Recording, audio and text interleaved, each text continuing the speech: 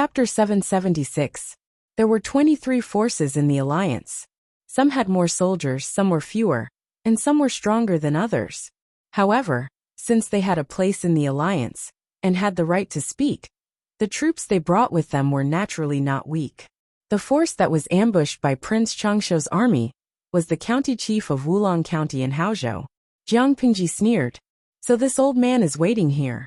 Does he want to capture all of the alliance forces in one fell swoop? It was one thing to proclaim himself emperor 7 days before the former emperor, but now he refused to retreat, and was waiting at the border of Qinzhou to ambush the scattered alliance forces. The county chief of Wulong County was an impatient person.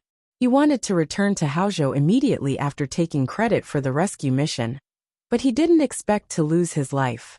Jiang Pingji's scouts were the first to discover the remnants of Wulong County in Haozhou. They heard about it from the survivors. The situation was serious, so Jiang Pingji didn't continue on her way. Instead, she chose to rest and reorganize while gathering people to deal with the situation. Everyone's faces turned pale when they heard what the remnants of Wulong County told them. Prince Changshuo had been emperor for more than half a month, but he had been quiet and didn't do anything. The alliance forces camped outside the imperial city of Qinzhou for a while. At first, they said they were there to protect the imperial court. To put it bluntly, there were 23 forces in the alliance, ranging from the governor to the county magistrate. They had gathered more than 400,000 soldiers. The 400,000 soldiers camped outside the imperial city of Qinzhou. Their camps were connected, and their flags fluttered in the wind. It was a majestic sight. However, the royal family didn't feel safe when they saw this. The 400,000 soldiers didn't listen to their commands. After Prince Changshuo became emperor, he didn't target the imperial city of Qinzhou, nor did he intend to attack it. Therefore, some people couldn't help but think that maybe Prince Changshuo was satisfied with being emperor and planned to retreat to his fief in Jiangzhou. As a result, the alliance forces protecting the imperial city of Qinzhou and resisting Prince Changshuo seemed unnecessary. The Empress Dowager wasn't a strong woman with foresight. She was just an ordinary woman. It was already good enough that she was familiar with makeup, clothing, and jewelry. How could she have any knowledge of politics? Her biggest skill was having a messy private life. She had cheated on her late husband countless times. The relatives of her mother's family had secretly slandered her several times, urging her to find trouble with the allied forces and secretly squeeze them. The Empress Dowager still wanted to secretly take back the military power that was scattered in the hands of the allied vassals.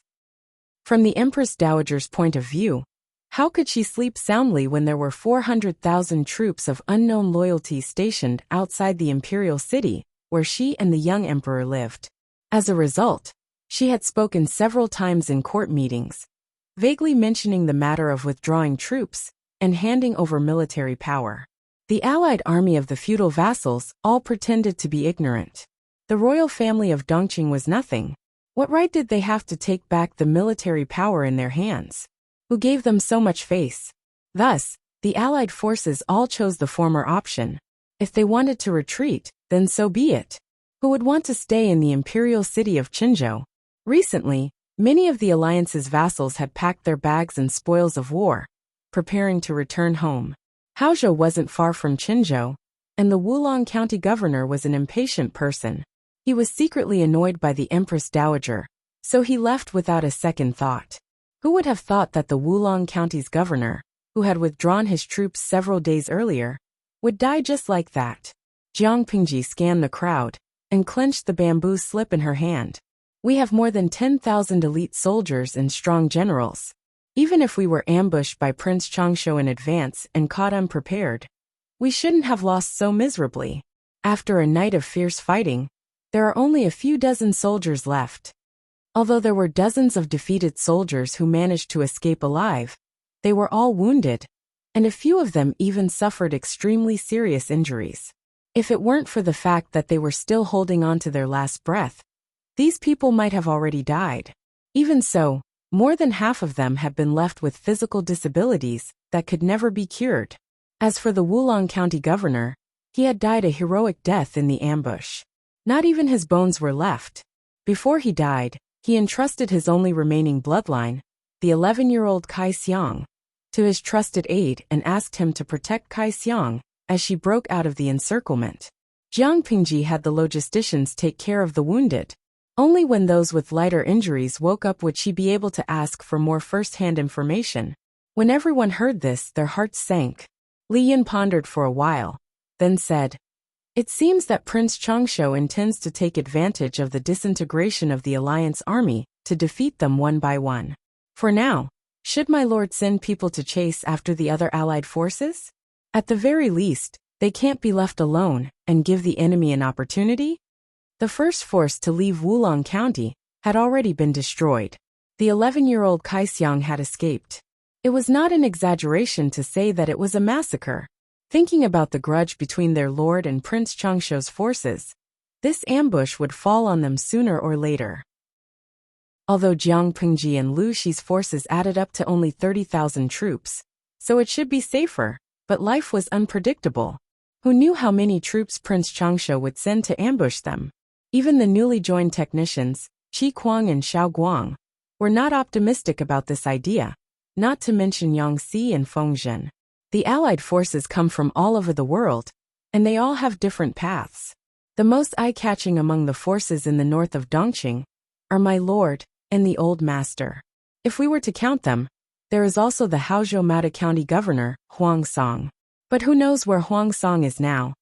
The allied forces did not evacuate at the same time. They were separated by a day or two. In ancient times, communication was not very developed. It was not easy to contact the allied forces. Li Yin's expression darkened. That's true. It was better to rely on oneself than on others. Who knew what the other allied forces were planning? When Li Yin mentioned the other allied forces, Jiang Pingji suddenly thought of Yang Jian. Yang Jian was the county chief of Zhangzhou's Dongmen County, and Zhangzhou was Prince Changsho's original fief. Yang Jian's achievements today were all thanks to Prince Changsho's promotion. Logically speaking, Yang Jian should naturally be in Prince Changsho's camp. But he joined the allied forces. According to Prince Changsho's narrow-minded personality, how could he let Yang Jian and the others go? However, she thought of Yin Lin, who was by Yang Jian's side. That young man had always been vigilant, so he might not be at a disadvantage. As they were talking, a messenger reported that someone from Wulong County had woken up, and he was a trusted aide. "Thank you, Commander, for saving my life." The person's body was wrapped in white cloth that oozed blood. Although there were many wounds on his body, none of them were fatal, so he had woken up earlier. Two medical female soldiers carried him in on a stretcher. The person propped himself up and bowed to Jiang Pingji. No need for formalities. Jiang Pingji skipped the step of asking about his well-being and asked directly, "What did the Wulong County chief encounter to end up in such a state? When and where did that traitor ambush you? How many troops did he have?" Chapter 777. If it's only 10,000 soldiers, there's no need to worry. Feng Zhen frowned, showing no signs of relaxing. But for a night ambush, we must choose strong soldiers with good eyesight. Otherwise, what's the difference between sending a bunch of blind people to battle? Moreover, it's the latter half of the night, which requires even more eyesight. It's hard to guarantee that there won't be any reinforcements. Although Jiang Pingji often brought thousands of soldiers to conduct night attacks were rare, and the chances of success were low. Of course, if they succeeded, the results would be bountiful. In ancient times, people lived in poverty and were malnourished. Sometimes they couldn't even afford to use salt, which led to all kinds of diseases, let alone a balanced diet.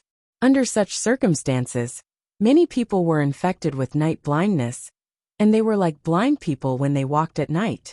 Under such circumstances, very few generals would choose to conduct night attacks. But in the history books, there were still examples of night attacks. Every battle was fought beautifully, and their names were recorded in the annals of history. But if you looked closely, you would notice that the scale of night attacks was relatively small, with only a few hundred to a few thousand people. As for Prince Changsho's troops, Yang Si lowered his eyes, a hint of mockery in his voice.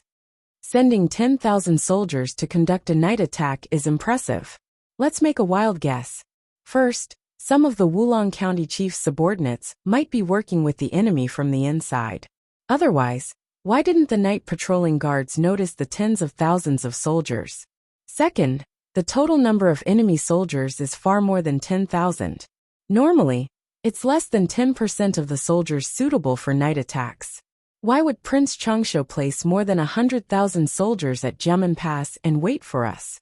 That's impossible. But if the entire army is made up of elite soldiers, then maybe 2 out of 5 fit the bill. The worst-case scenario is that the enemy is made up of elite soldiers. Feng Zhen was speechless.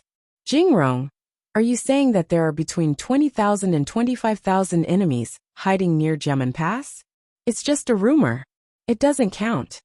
Yang Si smiled and said to Jiang Pengji, whether you believe it or not depends on your judgment, my lord. If the Wulong County chief's troops could provide more detailed data, Yang Si would at least be more confident. The problem was that the other party had been beaten senseless, and it was impossible to get a more accurate number in the chaos of war. Yang Si's speculation and the reality of the situation would be more and more different. In short, the next target of the enemy's ambush was very likely to be them, so they had to be on guard. If they thought that the enemy only had 10,000 men, while their own had 30,000 men and horses, they would be careless. Perhaps they would capsize in an easy task. Jiang Pingji did not say a word. She just clasped her fingers together out of habit and fell into deep thought. After a while, she continued asking the remaining troops of the Wulong County governor, "Can you recall the details of that night? Where did the enemy attack from? Has the commander appeared?" The middle-aged man tried his best to search for the relevant memories. His mind was filled with the carnage of that night. His face revealed a pained expression. Although the soldiers were used to seeing life and death, no one could accept their former comrades falling at their feet. They used their bodies and lives to cover for them, opening up a path for survival. The man thought for a while and barely remembered the details of that night. That night, there was indeed an extremely valiant general. Almost no one could stop him. It was this person who cut off the head of the county governor. The man's lips trembled. He suppressed his emotions and said, "If I remember correctly, those bandits attacked from the right camp." After saying this, he recalled some more details. After this gentleman's reminder, now that I think about it, perhaps there really was a spy. His face became even paler, as if a thick layer of powder had been applied to it. The sudden appearance of the enemy is one thing, but there was also something wrong with our soldiers that night. Although it was the second half of the night, all of them seemed very tired. Usually, we would not be at a disadvantage in a one-on-one battle, but that night, we were utterly defeated. No matter how they ambushed them, the enemy could not have killed all 10,000 soldiers in an instant. From the beginning of the battle on the outskirts to the end of the central army, only 15 minutes had passed. The reaction speed of the soldiers had been exceptionally slow. Now that he thought about it, there had to be something fishy going on. Perhaps there really was a spy who added something extra to the soldiers' meals? Thinking about this, he suddenly raised his hand and took out a roll of something wrapped in dried lotus leaves from his armor. It looked soft and fluffy. This was the dinner of that night. I wanted to save it for the next morning. But can the military doctor take a look and see if there's anything wrong with it? Marching to war was different from other things. One meal was usually enough to last 2 or 3 days. The soldiers always ate cold leftovers. It was good enough to have dry rations. Since the night of the attack, he had been hungry for 2 days. He had not eaten the food either. He had left it all for the young Lord Kai Xiang. Now that he thought about it, Kai Xiang had been sleeping most of the way. Even when he was awake, he was still somewhat listless. At that time, he thought that Kai Xiang had lost his father and was grieving. Now that he thought about it, he shuddered. Jiang Pingji's expression was solemn. She waved her hand and asked the military doctor to come over and take a look. The military doctor's medical skills were not outstanding, but he could still handle ordinary external injuries. He had a rich knowledge of pharmacology. Even though the weather was still cold, the food had been left for 2 or 3 days. It was slightly rancid, but the military doctor could not smell it. He had no choice but to pinch some of it and put it in his mouth. He carefully identified the abnormality other than the rancid smell. After a while, his expression was solemn. Reporting to my lord, it was mixed with sleeping grass that calms the nerves and induces sleep. In addition, there are traces of golden eggplant. Golden eggplant? Jiang Pingji frowned.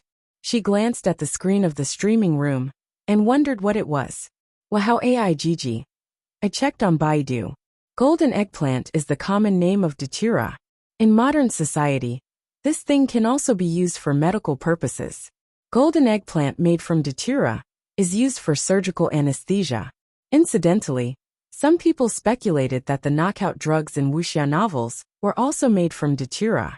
If this thing was mixed with food, it could really induce sleep. It seemed that there was a spy. As for sleeping grass, the audience in the streaming room could not find it. In fact, it was impossible for them to find it. Sleeping grass was a special kind of horse grass unique to this world. It could induce sleep and calm one's mind. Horse grooms would always carry some with them. This thing was used to calm down horses that were full of energy and restless emotions during the spring season. It was used to calm down horses that were full of energy and agitated. However, sleeping grass took effect quickly and lasted for a long time. But the medicinal effect was not strong. Instead, it was relatively mild and difficult to detect. In that case, there was a spy who drugged the food of the defenders. The enemy took advantage of the effect of the drug, and the soldiers were tired. That was how the night attack was successful. When the burly man heard this, he immediately burst into tears. He mourned that his comrades had died unjustly. Jiang Pingji did not feel anything. War was never a matter of conforming to the rules. Generals were not brainless warriors. On the battlefield, each of them was more sinister and treacherous than the other. In Jiang Pingji's opinion, it was not a big deal to drug the enemy's food. If it was not for the fact that the strong poison took effect too quickly and was easily discovered, perhaps the enemy would have asked the spy to kill them directly. Chapter 778. Jiang Pingji frowned and thought for a while. The burly man ignored his injuries and bowed to Jiang Pingji in tears. His rough and tired face was covered in tears and his eyes were red. Middle Commander, my master died unjustly. Now, only a strand of young master's bloodline is left. I hope that Middle Commander will take into account the fact that my master was an official of the same dynasty and lend a helping hand. Send someone to escort young master back to Wulong County of Haozhou. I am willing to serve you for the rest of my life. The tall and sturdy man was crying and kneeling to someone. No matter who it was, they would definitely be moved by this sight. The viewers in the livestream room were moved by him. They secretly felt sympathy for him and sympathized with his experience. Garlic Lobster Gafen. I can feel his helplessness and pain even through the screen. The ancients said that a scholar would die for his bosom friend. I think the Wulong County chief was his bosom friend. His lord died in front of him. He must be in so much pain. Shrimp meatballs. I feel the same. On the surface, the burly man should be the resolute type, but now he is crying so miserably. Secret sauce mixed rice. You all sympathize with him? I hate him a little. His lord and comrade died. But what does that have to do with the streamer? There are enemies ahead, and the streamer can't even take care of herself. Why should she agree to his request? To serve him for the rest of his life? The streamer doesn't lack people who would risk their lives for her. Even if he died a terrible death, I don't like him. Inji red date and lotus seed soup. You're being too serious. But I don't like it either. If the streamer had survived the crisis, the streamer might have agreed to his request. Isn't he just making trouble for the streamer by bringing this up now? The comments in the streaming room floated across the screen. Many viewers expressed their opinions, but most of them sympathized with the burly man. Jiang Pingji ignored the comments and asked someone to help the burly man up from the ground. She said, "The Wulong County chief died a terrible death at the hands of a traitor. I can't just sit back and do nothing. You should recuperate first. If even you collapse, who can your young master count on? You have to pull yourself together to protect the young lord." Jiang Pingji's answer was a little vague, but she was a little relieved. The burly man knew when to stop. "Thank you, Lieutenant General." There were many wounds on his body, and he had lost a lot of blood. After talking for a while, his emotions had fluctuated several times, and now he was mentally and physically exhausted. The medics placed him on a stretcher and carried him out. When they were far away, Jiang Pingji's gaze turned slightly cold. Yang Si stepped forward and said, "My lord, this matter should not be concluded too early." "I know, but I haven't agreed yet." Jiang Pingji smiled. Her jade-like eyes were filled with calculation. When Feng Zhen heard this, he understood Jiang Pingji's intentions. A meaningful smile appeared on his face. The Lord was the Lord. She was not easily emotional or moved. Only in this way could she go further. He said, "Wulong County is located in Haozhou, which is not a bad place. How does my lord intend to use it? How could he not eat a fat piece of meat that was delivered to his doorstep?" However, Feng Zhen wanted to know if his lord intended to eat it herself, or if she was doing Huang Song a favor. Jiang Pingji thought for a moment, then said, "Wulong County's elites are almost all dead, and only a few of them managed to escape. How can they defend Wulong County with just a few injured people and an 11-year-old Kai Xiang?" Bogeo is also in Haozhou. He is the county chief of Haozhou's Mata County, which is Wulong County's neighbor. How could he not have any ideas?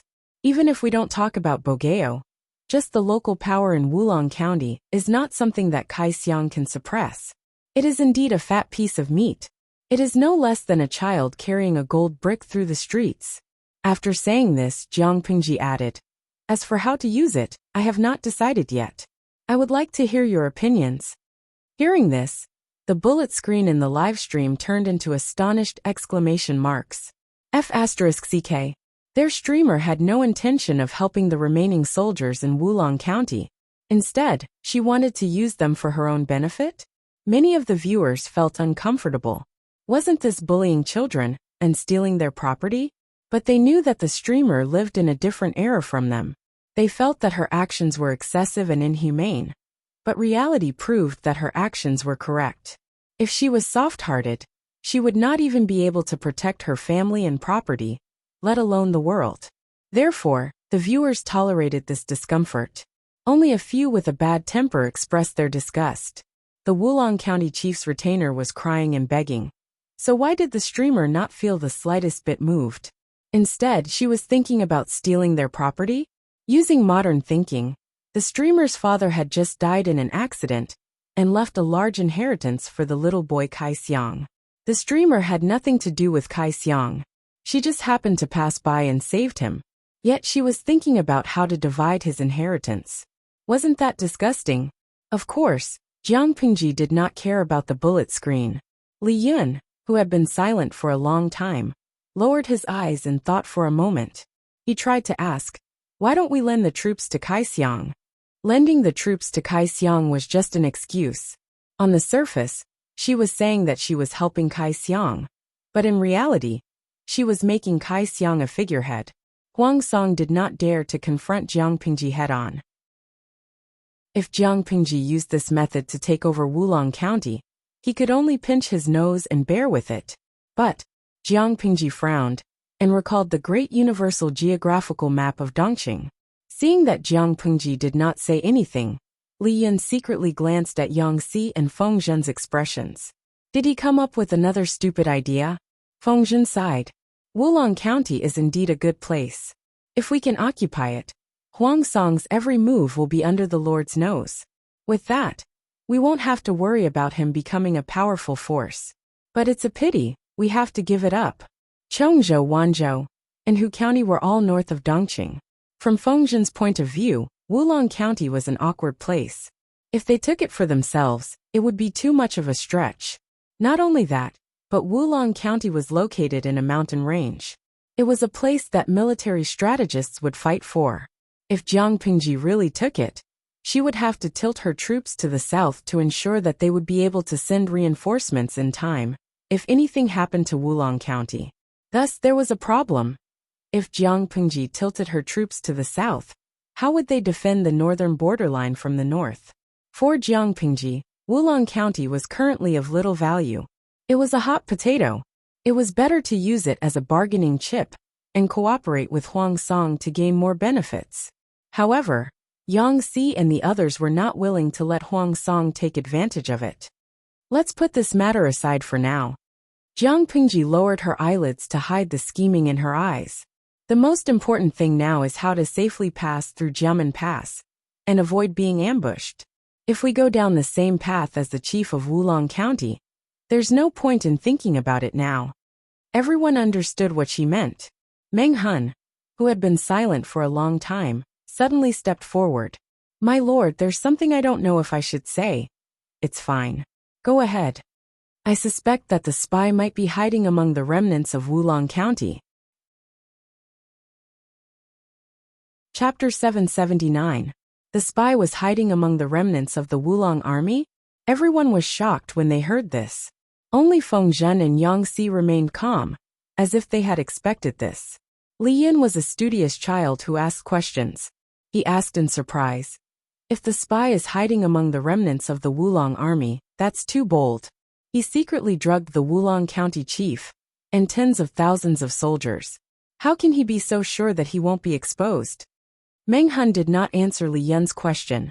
Instead, he said, Kai Xiang is the only descendant of the Wulong County chief, and can be said to be second only to the Wulong County chief. Didn't the enemy attack at night to eliminate this father and son pair? If we leave Kai Xiang alive, it's hard to guarantee that he won't recuperate and lay low for a few years to gather his father's old subordinates to avenge him. If we don't remove the roots, there will be endless trouble in the future. Li Yin listened attentively to Meng Hun's words. Although Meng Hun usually did not speak much and had a weak presence, he was very experienced and was worth learning from. Meng Hun continued, If the battle is in a stalemate, it's fine. We can find a weak point and fight to the death to break through. But according to what that person just said, the enemy is very strong, and there is a huge disparity in strength. If we want to break through under these circumstances, we will need to mobilize many elites to escort them. The chances of success are even lower. Even if we can break through, our pursuers will not let us go. If the difference in strength between the two sides was not large, the success rate of breaking through was more than 50% if they gathered their forces and attacked one point. If there was a huge disparity in strength between the two sides, one side could crush the other, and the weaker side still wanted to break through, which would only accelerate the pace of collapse. Not to mention the success rate of breaking out of the encirclement. Even if they could break out of the encirclement, their pursuers would not let them go. The death of the Wulong County chief was not enough. If they wanted to completely destroy this force, they could not leave Kai Xiang alive. If they left Kai Xiang alive, he could use his status as the young master to gather his father's old subordinates, which would be a hidden danger. Li Yin suddenly understood. He asked Meng Hun for confirmation. What Commandant Meng means is that when our scouts discovered the remnants of the Wulong army, they didn't find any traces of pursuing troops. This doesn't make sense, so Commandant Meng suspects that there's more to this? Meng Hun nodded and said, If it were me, I would definitely send a large number of troops to capture Kai Xiang. If he allowed a mere dozen people to protect their young master, to break out of the encirclement right under his nose, it would seem too deliberate. Therefore, I suspected that the spy was still hiding among them. Only in this way could the enemy not worry about Kai Xiang's whereabouts and allow them to escape. If Kai Xiang and the others were lucky enough to encounter other vassal forces and seek help from them, then would the forces that accepted them suspect that there was something wrong with this defeated army? The generals felt a chill in their hearts. If that was really the case, they really wouldn't suspect that Kai Xiang and the others were behaving strangely. To put it bluntly, Kai Xiang was just a stray dog that had to rely on others to survive. Who would suspect him and his servant? Many viewers in the livestream also felt that their brains were not enough to process it. The plot was one after another. Sanlintang. It can't be. There's really a spy among the people the streamer saved? Durian osmanthus cake. Normal people are used to sympathizing with the weak, so they don't guard against them. Who would have thought that there was an enemy spy among the defeated soldiers they saved? If they weren't careful, they might repeat the same mistake and become the second Wulong County chief. Coconut juice Daidan. If that's the case, the streamer must be careful. You must definitely catch the spy in order to prevent further trouble. Tianjin Zilongbao. Just thinking about it makes me shudder. If I wasn't smart enough, I might have been plotted against. The audience still had lingering fears. The scene of Jiang Pengji and the others falling into the trap and then being ambushed appeared in their minds. Li Yun's face paled, and he felt a chill in his heart. He said, if that's really the case, they definitely weren't prepared. Dian Yin snorted in a gruff voice. Those thieves still want to use the same sinister plot against us? The strength of the plot doesn't depend on whether it's clever or not. As long as it's useful, it's fine. Feng Zhen's gaze fell on Jiang Pengji. He said, My lord, why don't you send someone to investigate?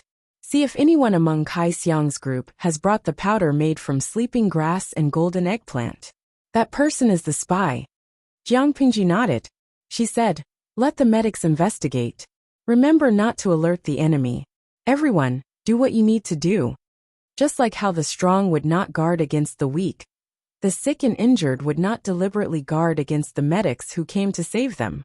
Most of the medics under Jiang Pengji were female soldiers. Although they were all tough, they were still females. It was easier for them to let down their guard.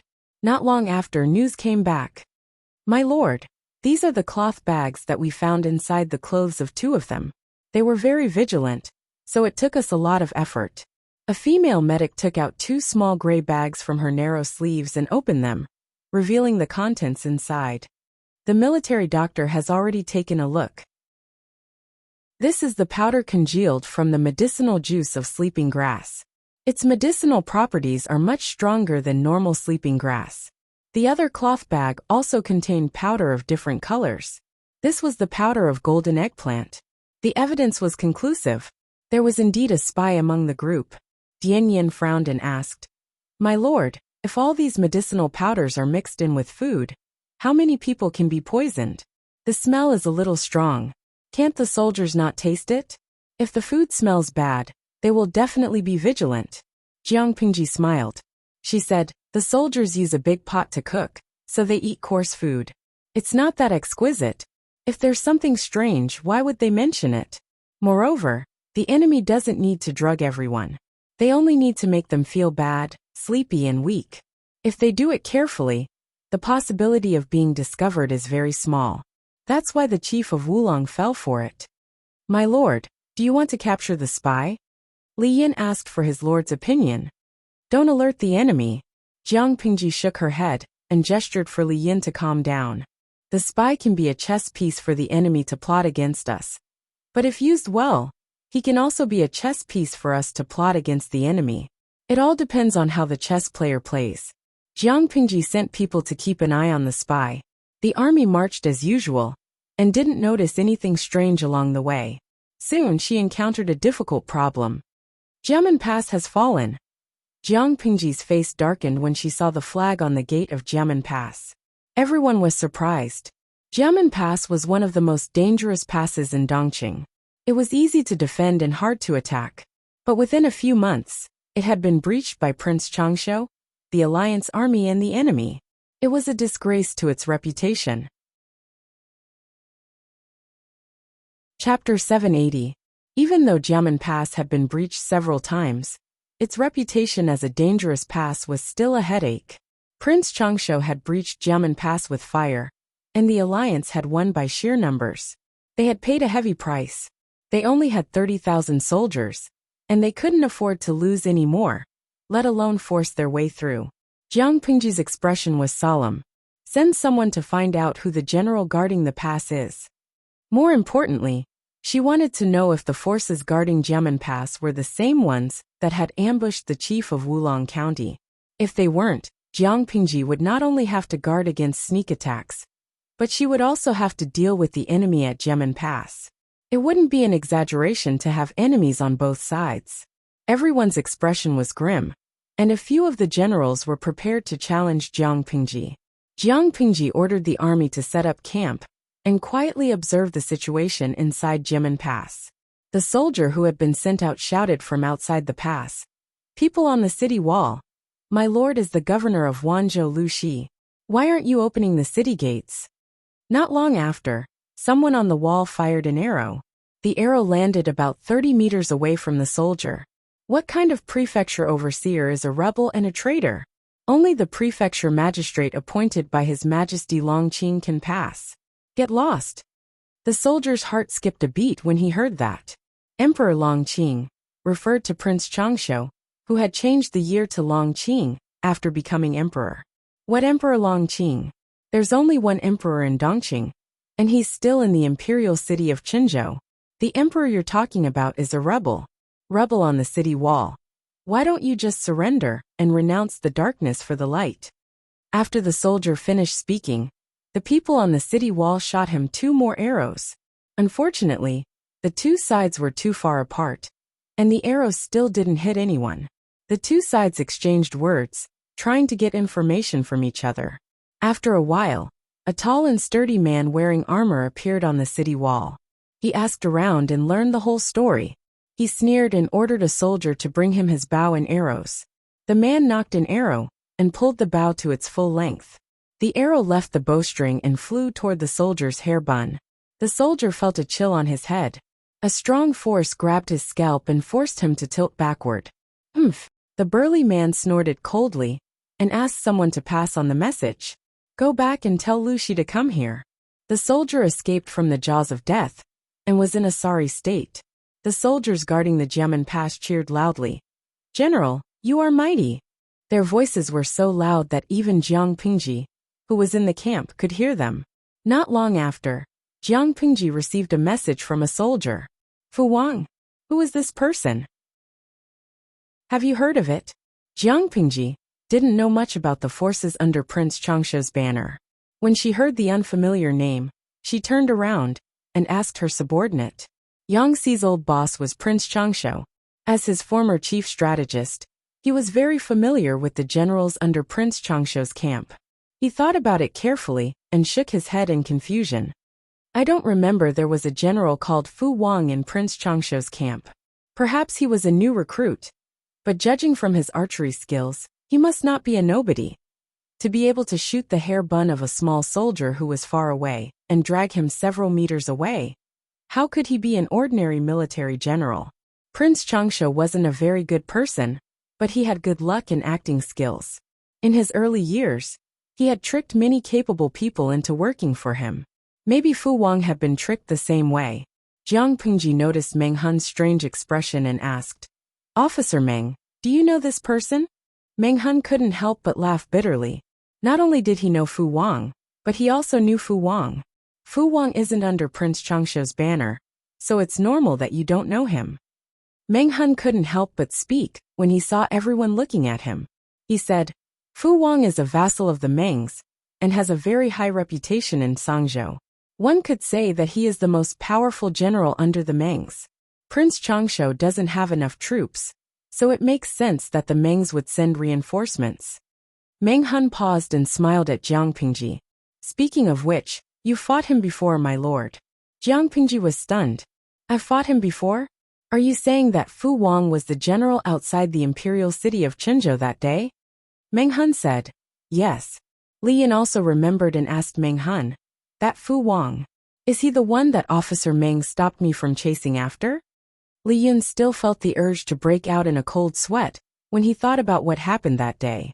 If Meng Hun hadn't stopped him, who was eager to make a contribution, Li Yin might have been hit by the enemy's sudden attack and be seriously injured. Meng Hun nodded.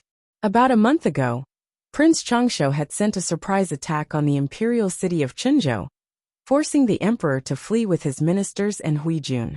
In the end, they were still caught up by the army led by Fu Wang. If Jiang Pingji and Yang Jian's troops hadn't arrived in time, Fu Wang might have returned with a full load. Jiang Pingji had even snatched Huijun from Fu Wang. Recalling the scene that day, Jiang Pingji tucked her hands into her sleeves and said calmly, that Fu Wang does have some skills. She could beat Fu Wang up because they weren't on the same level. Using her as a standard, the people in this world were all trash. According to the standard of this world, Fu Wang was indeed very powerful. How powerful was he? Take Li Yin as an example. Apart from his lack of combat experience, Li Yun was the second most powerful person in the Wanzhou group. If Li Yun were to compete with Fu Wang at his peak, Li Yun would likely be at a disadvantage. If he wasn't careful, he might even lose his life. However, the power of one or two people couldn't turn the tide of a battle. No matter how strong Fu Wang was, he couldn't beat tens of thousands of people. Meng Hun's expression was solemn. Jiamen Pass alone isn't a big deal, but with Fu Wang, it's going to be tricky. Jiang Pingji thought about it and asked Meng Hun, "How much do you know about Fu Wang? Are there any flaws?" Meng Hun said, "I heard that Fu Wang was raised by a wild wolf. When he was young, he was violent and vicious. He was raised by a rich aristocratic family in Sangzhou as a pet for deathmatch. The so-called deathmatch is a form of entertainment among the rich aristocrats, similar to cockfighting. The difference is that it's a fight between two prisoners on death row. The winner gets to live. Fu Wang was like that." Jiang Pingji listened to Meng Hun's explanation without a frown. When she was still a genetic warrior, she had entered the Colosseum to complete the task assigned by her superiors. Between humans and exotic beasts, only the winner had the right to live. What she had experienced was much crueler than Fu Wang's. However, considering the current era, Fu Wang's experience was pitiful enough. And then, how did he become a retainer of the Mengs? Chapter 781. According to Meng Hun, Fu Yang was Fu Wang's savior and master. Without Fu Yang's training and respect, Fu Wang wouldn't have become what he was today. No matter how you looked at it, Fu Wang couldn't jump ship and join the enemy. If he did that, he would definitely be reviled by the world. Meng Hun looked troubled when faced with this question. He said, "Apart from Fu Wang himself, I'm afraid no one knows the details. Many people in Sangzhou say that Fu Wang is an ingrate. No wonder he was raised by a wild wolf. He couldn't resist the temptation of money, power, and beauty. He betrayed his former master and became a lackey of the Mengs. In short, it's very unpleasant to hear." Nowadays, it was fine to kick out an unreliable master. Take Yang Si for example. He jumped ship without any psychological pressure. Not only did he kick out his former master, Prince Changshu, but he also set him up. No one criticized him. But what if the master was good to his subordinates? He taught and trained them, and spent a lot of time and effort on them. Fu Yang not only saved Fu Wang from a deadly fight, but also gave him a surname, taught him how to read, and taught him martial arts. Not only did he save Fu Wang's life, but he also had a father-son relationship. Under such circumstances, Fu Wang still dared to join the enemy. If he wasn't an ingrate, then what was? It was fine for Fu Wang to join anyone. After all, people go to higher places and water flows to lower places. A father couldn't stop his son from achieving success, could he? But he joined the Mengs. Everyone in Sangzhou knew that Fu Yang and the Mengs didn't get along. They fought until their eyes were red. In the eyes of the world, it wasn't a big deal to be weak. It was a bad character that was unforgivable. Jiang Pingji didn't jump to conclusions. She believed what she saw. If Fu Wang was really an unscrupulous villain, he wouldn't have had to worry about her when he held Huijun hostage outside the imperial city of Qinzhou. Dian Yan frowned and asked with slight disgust, "He's an ungrateful villain who would do anything for wealth." Meng Hun shook his head. He hadn't finished yet. Rumors were rumors, but there were too many exaggerations. He preferred to respect the truth. It's hard to say. There are rumors that Fu Wang was bribed by the Mengs. Not only did he betray his former master, but he also assassinated Fu Yang. However, if one were to look into it carefully, one would realize that this rumor did not hold water. Fu Yang wasn't murdered by anyone. His internal injuries ruptured, and he was unlucky enough to be infected by the epidemic, which led to his death. Many people were well aware of this matter. In my opinion, Fu Yang's death shouldn't have much to do with Fu Wang. As for the Meng clan's solicitation of Fu Wang, it happened after the 7th day of Fu Wang's death. What was certain was that Fu Wang accepted the recruitment of the Mengs after Fu Yang's death, and he did not do anything to his benefactor Fu Yang. The rumors and slanders outside grew uglier and uglier. On one hand, the people of Sangzhou worshipped Fu Wang as the god of war, but on the other, they despised his style and character. In this way, It would be easier for the Meng family to control Fu Wang. As for the truth, who would care? They were more willing to believe in the content that they were interested in, and the more explosive the better. Rumors have one mouth, but refuting them breaks one's legs.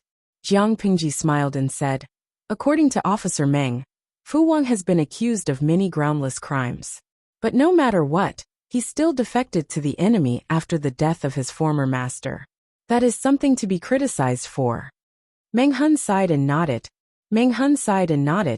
There was indeed no way to clear his name. He could have defected to anyone, but he chose to defer to the Mengs. It was one thing to defer to the Mengs, but he worked hard under the Mengs. He wanted horses today, beauties tomorrow, fine wine the day after, and a high position the day after. To a certain extent, he was the same as Feng Zhen. He rode around the streets on horseback and stirred up trouble. If he wasn't a rare general, the Mengs might not have tolerated it. If Fu Wang wasn't so greedy, asking for things from the Mengs all the time, maybe there would be fans who would help him clear his name.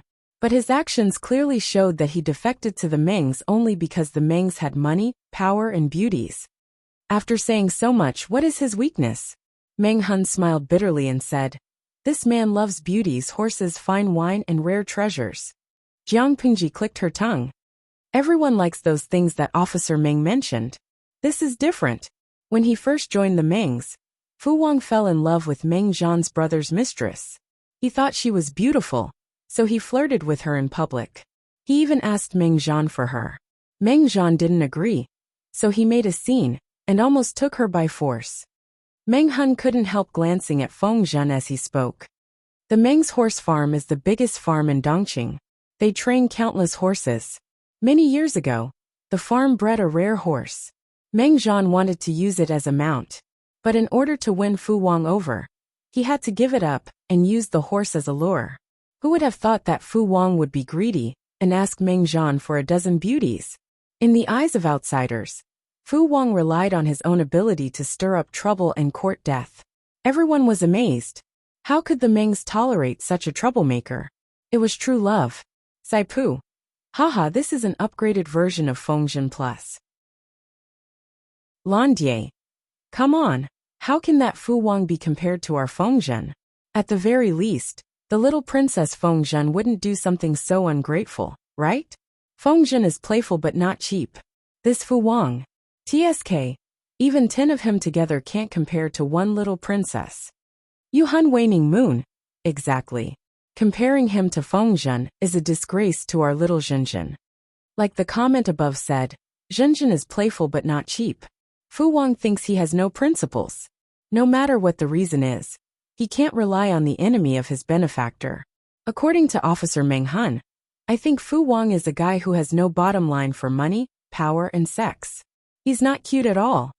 Shazi Chui Feng. I don't think the rumors can be trusted. I saw the live broadcast that day. Fu Wang had kidnapped Miss Hui Jun. Although he was restrained when he fought with the host, he didn't use Hui Jun as a shield to prevent the host from taking action. He also didn't let his own side, or the enemy's arrows hurt Hui Jun. At that time, I felt that this man was quite manly. I always felt that he was full of righteousness. Lemon slice. Righteousness? Maybe he's just too lustful and can't bear to hurt a beautiful girl. Why are you thinking so much? How many good men and Prince Charming came up with the idea of forcefully applying the Mo attribute on the other party? Meng Hun sighed. Although Fu Wang has caused a lot of criticism, he is indeed talented. He didn't ruin his reputation as the #1 in Songzhou. Otherwise, the Mengs wouldn't have tolerated him for so many years. With him guarding Gemin Pass, it's hard to break through. What's his temperament like?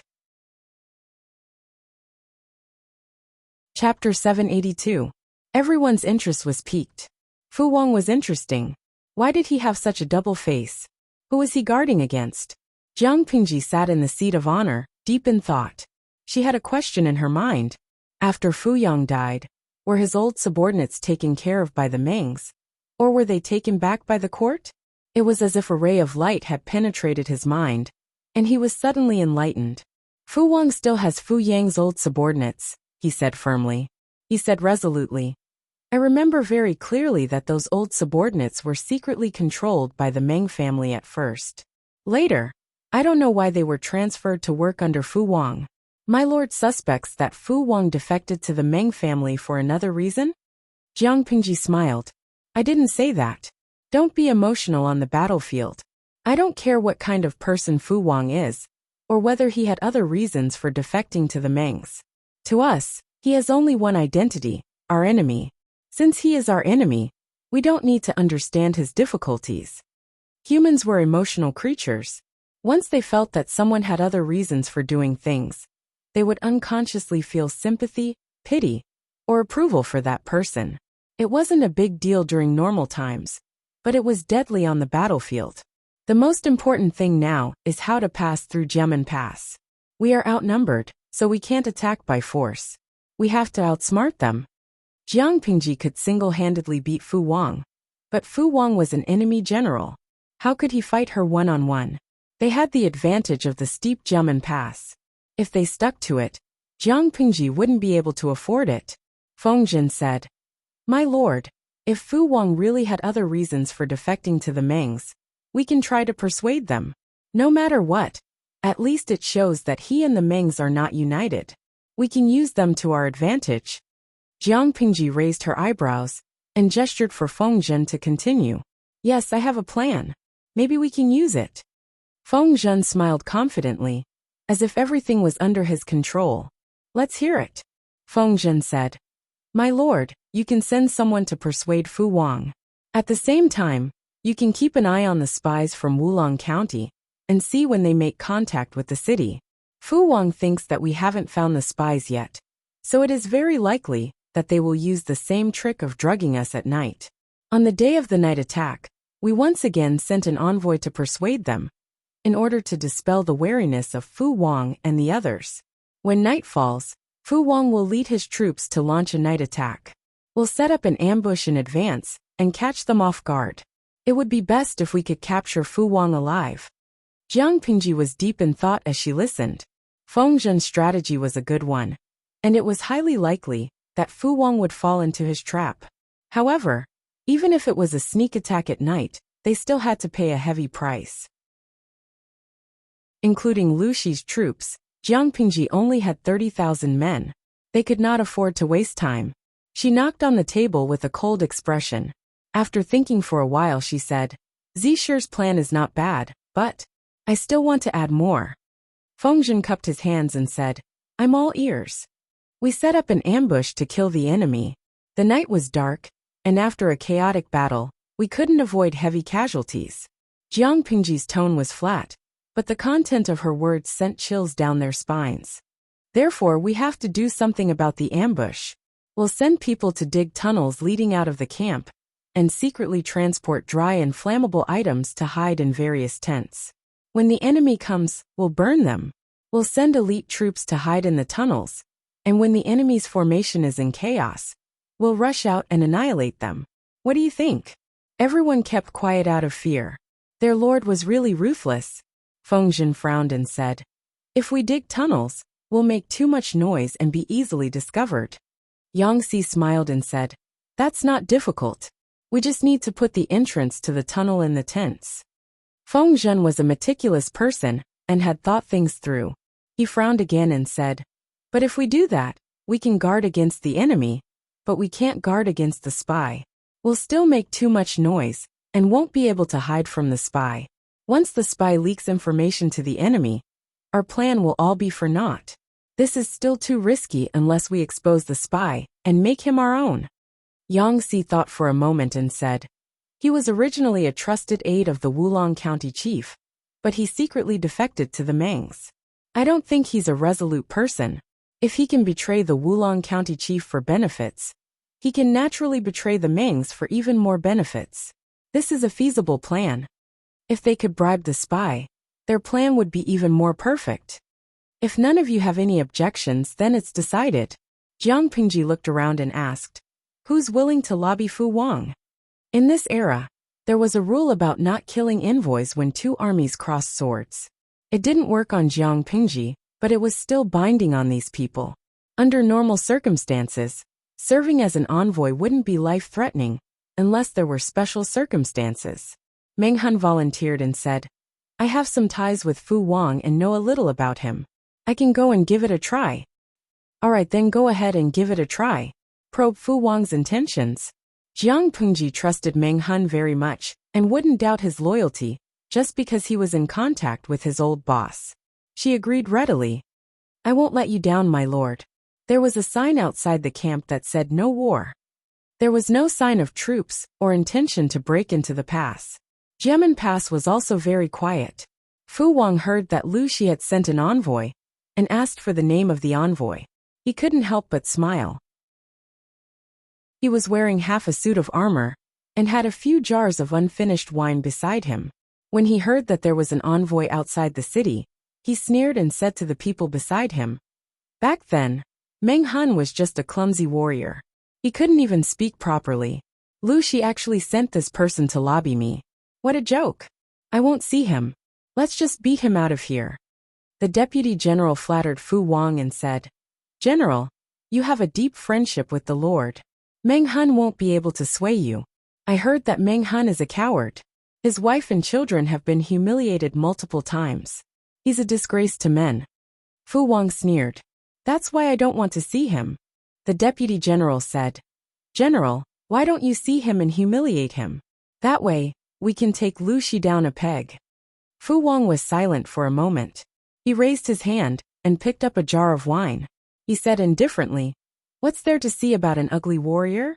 In my opinion, the girl next to Lu Shi is the real beauty. Every frown and smile can charm all living things. When I saw her that day, I fell in love with her. The deputy general had a smile on his face. His eyelids were lowered, and his eyes were filled with contempt. He was still thinking about women in the face of battle. He was indeed a useless person. Fu Wang's temperament was fickle. He often said that the wind was the rain. Just a moment ago, he despised Meng Hun. Now he called the messenger back. Forget it. Bring him here to have a look. After that, he pushed away the dancers who were trying to get close to him, and turned to the side hall. As soon as he saw Meng Hun, Fu Wang said, Lu Shi sent you to persuade him to surrender? Meng Hun lowered his voice and said, No. Thank you for your help in the past. Back then, he was just the county chief of Meng County. He burned down the county chief's office in a rage. He didn't have a detailed plan. If Fu Wang hadn't secretly helped him, Meng Hun wouldn't have been able to escape Sangzhou, let alone meet Jiang Pengji. Chapter 783. Facing Fu Wang's cold and distant attitude, Meng Hun didn't show any signs of anger. Instead, he smiled warmly and said, Things are different now. General Meng Zhan thinks highly of you. So of course you won't remember the useless soldiers and crab generals you helped. I heard that you were the general guarding the Jiamen Pass, so I volunteered to thank you for your help. Meng Hun spoke very sincerely, as if he had come all the way here just to thank Fu Wang. However, anyone with a normal brain would know that was impossible. In a situation where the two armies were enemies, even blood relatives had to avoid suspicion, let alone Meng Hun and Fu Wang. If Meng Hun really wanted to thank Fu Wang for his help, he could have done it at any other time. Why did he have to do it at such a sensitive time? Fu Wang sat lazily and casually, looking arrogant and rude. He didn't even look Meng Hun in the eye. I will accept your thanks. At this moment, Fu Wang's gaze fell on Meng Hun. He glanced at him, and saw that his attire was simple, without the slightest trace of extravagance. Thus he said in a mocking tone, Everyone says that a good bird chooses a good tree to nest in. Why is it that after Commandant Meng joined the family, you've become more and more destitute? Even if you came to thank me, you should at least bring some decent gifts. Why did you come empty-handed? If you can't live like this, you might as well abandon Lu Shi. If I beg the Lord, I might be able to take you under my command. At this time, Fu Wang's sharp eyes saw a piece of cloth flashing outside the door. His eyebrows slightly furrowed. Who's sneaking around outside? Get the hell out here. After saying that, a ruthless look flashed across Fu Wang's face. He got up and strode out of the door. He raised his hand and dragged a person over. General, please calm down. Fu Wang threw the person aside. The soldier was so scared that his face turned pale. He hurriedly crawled over to beg for mercy. Stupid thing. Who asked you to eavesdrop here? Fu Wang didn't listen to the soldier's explanation. He raised his foot and kicked the soldier's chest. The soldier screamed and spat out blood. He twitched twice and stopped moving. Someone drag him out. Fu Wang shouted towards the door. Not long after, the sound of armor rubbing against each other could be heard from outside. 2 bodyguards came in. They weren't surprised at Fu Wang's habit of kicking people to death. One of them lifted his head, and the other lifted his foot. They moved the body out. Meng Hun, who witnessed the whole process, was shocked. His eyes slightly twitched. Meng Hun sighed. It seems that you have been in a bad situation these years. Someone has been watching you all the time. Don't try to sow discord. Fu Wang was like an expert in changing faces. One second he was furious, and the next he seemed like he had killed someone. Lu Shi sent you here, but he didn't want you to say such nonsense to me. I don't know if you know me. If you came sincerely to thank me, we don't, and I have no. But if you come of me, we have a friendship. Meng Hun asked him. What does the general want? Meng of Meng. Fu Wang looked at Meng Hun provocatively and said in a contemptuous tone. Otherwise, what will you use to persuade them to surrender? Of Li is. Of she, I kin of Ling of you are. He has no power, no money, no sex. Hey, Lu Shi seems to have a beautiful woman by his side.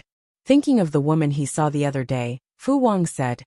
If Lu Shi is willing to part with her, I may consider it. As for whether they were willing to pledge allegiance or not, that was another matter. General, you must be joking. My master has strict discipline. Why would he have a beautiful woman by his side? If you are used to the delicacies of the land and sea, and want to change your taste. Meng Hun's expression didn't change, and his eyes were sincere. As long as you are willing to pledge allegiance to my master, not to mention one peerless beauty, I will carefully look for 8 or 10 beauties for you. What do you think, General? Fu Wang said. What delicacies? Porridge and side dishes? I only have eyes for one woman. Does Lu Shi dare to give her to me? People say that Lu Shi is a fake man. But he is actually a woman. He has a woman by his side. Why is it not possible? That day Lu Shi took my woman. Now if she gives her to me, I will let her go. What's wrong with this general opening the door for her? Fu Wang's words never left the topic of beauty, but his eyes were like a deep pool. They were dark and pure, without a trace of evil. In other words, Fu Wang's words were just to make things difficult and humiliate Jiang Pingji. When did the general become like this? Meng Hun understood the meaning behind his words and sighed. What? Looking at the big picture, Prince Changsho's throne was not obtained through the right means. The Mengs are helping him. How long do you think they can be arrogant? It's better to abandon the darkness and join the light. This general remembers General's elegant demeanor in the past. How heroic and far-sighted you were. How could you not see through all this? Abandon the darkness and join the light? In my opinion, Lu Shi is the darkness, and my master is the light. Fu Wang's kindness to Meng Hun was not limited to that incident.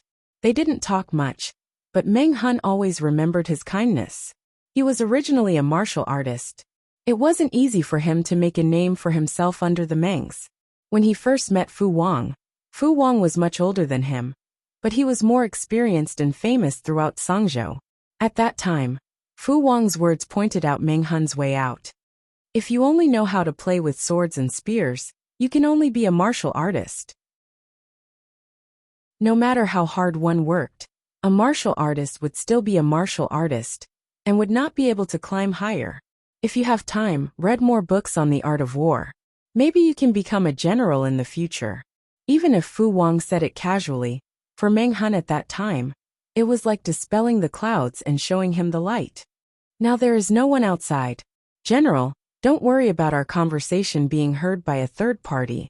Before Fu Wang's expression changed, Meng Hun said, back then, General was indebted to Chief Fu Chung.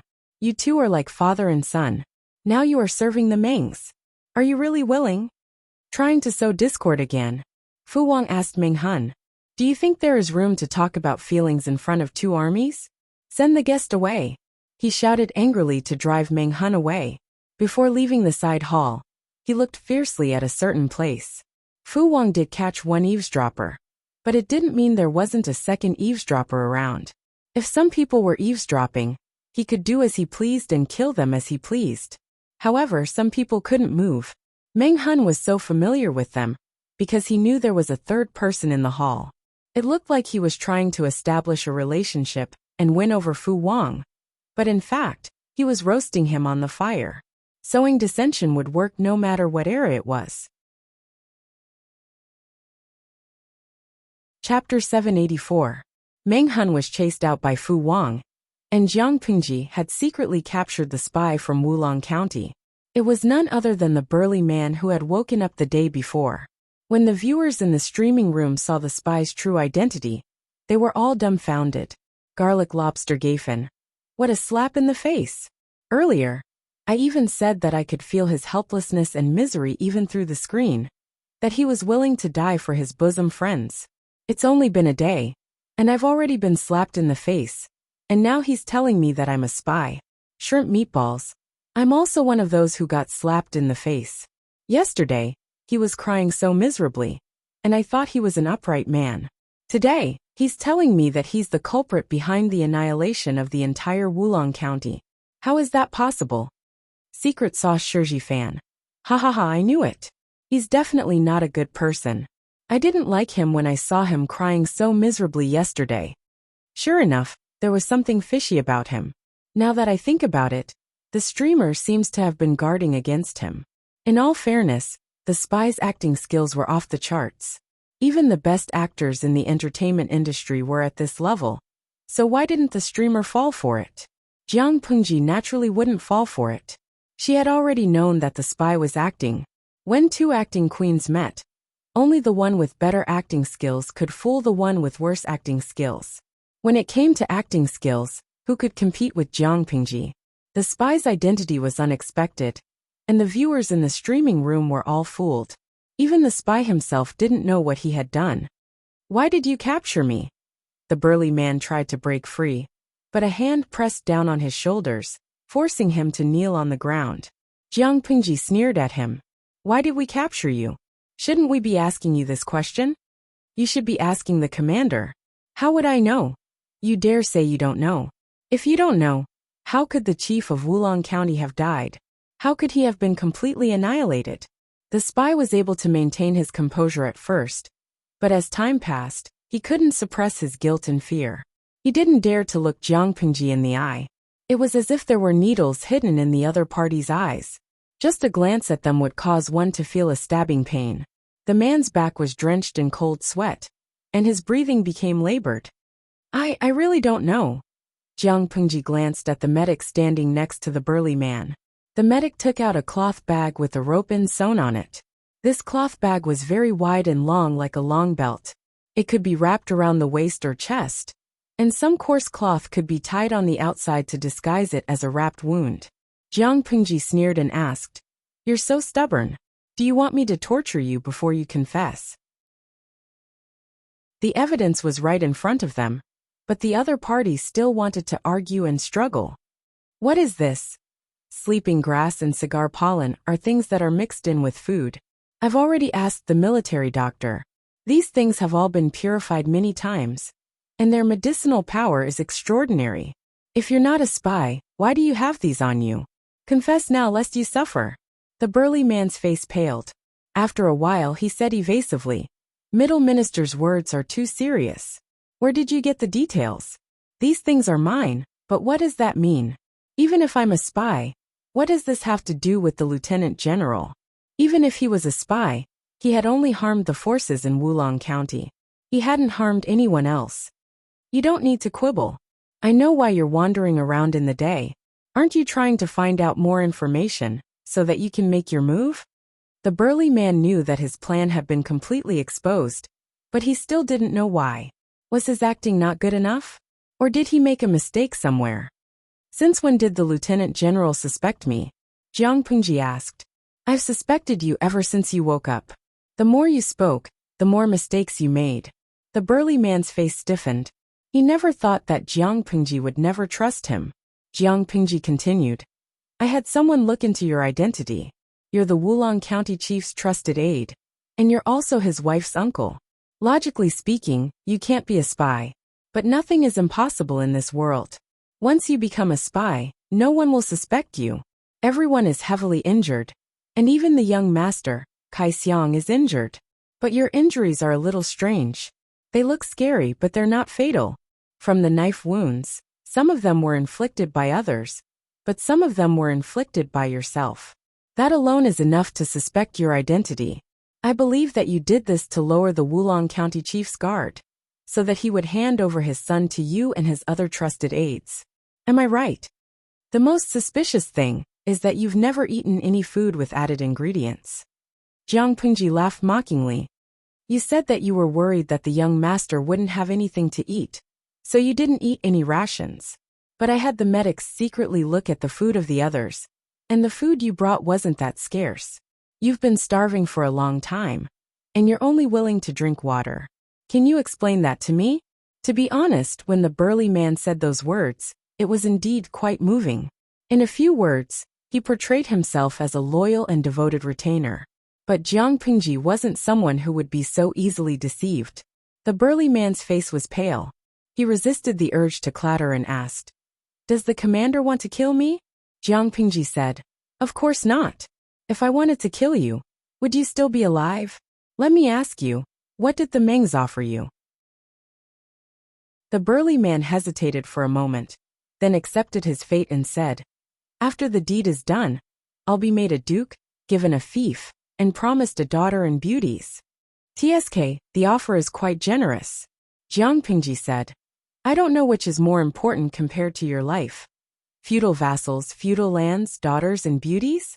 Have you ever thought about how you'll be able to maintain your position as a duke if all the elites in Wulong County are wiped out? How will you be able to protect your fief? As for the Mengs, they're just Prince Changshuo's lackeys. They still have to rely on them. So how will they give you a duke in land? How could you believe a person's words?" At that moment, the burly man was in a sorry state. His face had turned from pale to gray. Jiang Pingji smiled and continued, "You betrayed your old master and caused the death of your comrade. If word of this gets out, even if I spare your life, there will be no place for you in the whole wide world. Do you think the remnants of Wulong County will let you go?" Tens of thousands of soldiers had died because of his selfishness. Not only would those who were still alive not forgive him, but even the souls of the dead would demand his life. The burly man was so scared that he didn't dare make a sound. He was naturally afraid of death. As long as there was a chance of survival, he wouldn't seek death so easily. He could tell that Jiang Pingji had captured him and exposed his identity. Naturally, she had a use for him. As expected, "Men, bring the things up." As soon as Jiang Pingji finished speaking, the soldiers carried 2 large chests and opened them, revealing the gold, silver, and jewelry inside. It was so dazzling that it almost blinded him. The 2 chests were filled with gold, silver, precious gems, and pearls.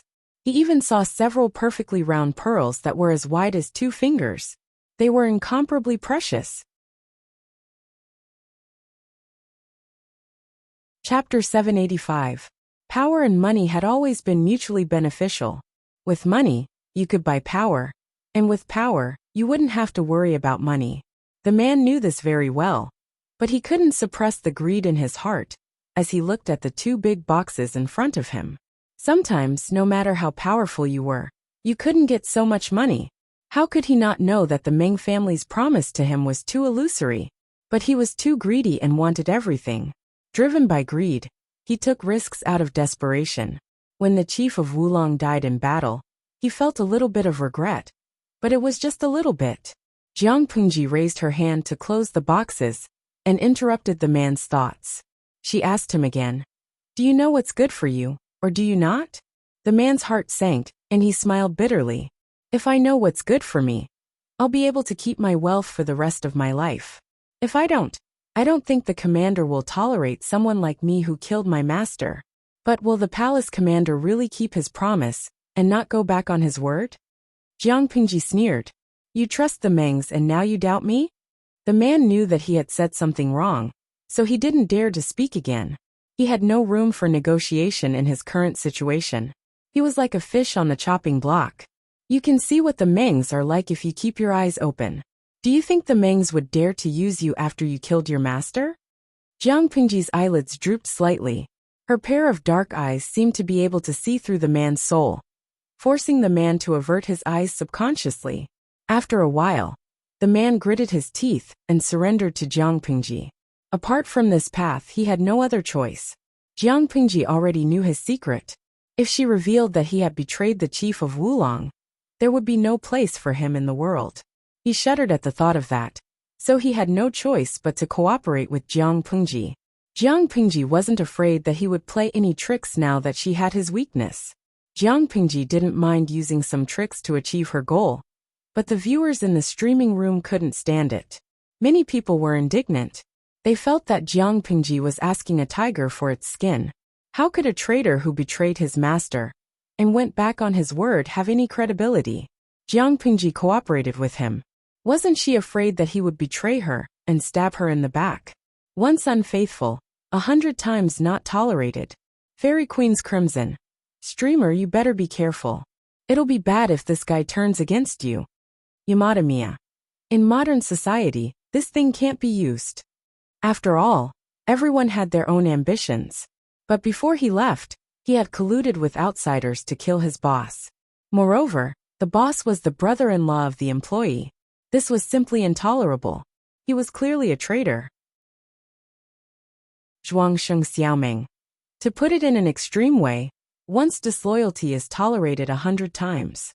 Although the host is broad-minded, not everyone has the right to be forgiven. This big man was obviously a traitor who pretended to be loyal. The anchor could not let her guard down, lest she failed miserably.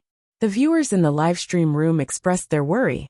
They knew that Jiang Pingji instigated the rebellion of the Burli Han dynasty for the sake of the overall situation.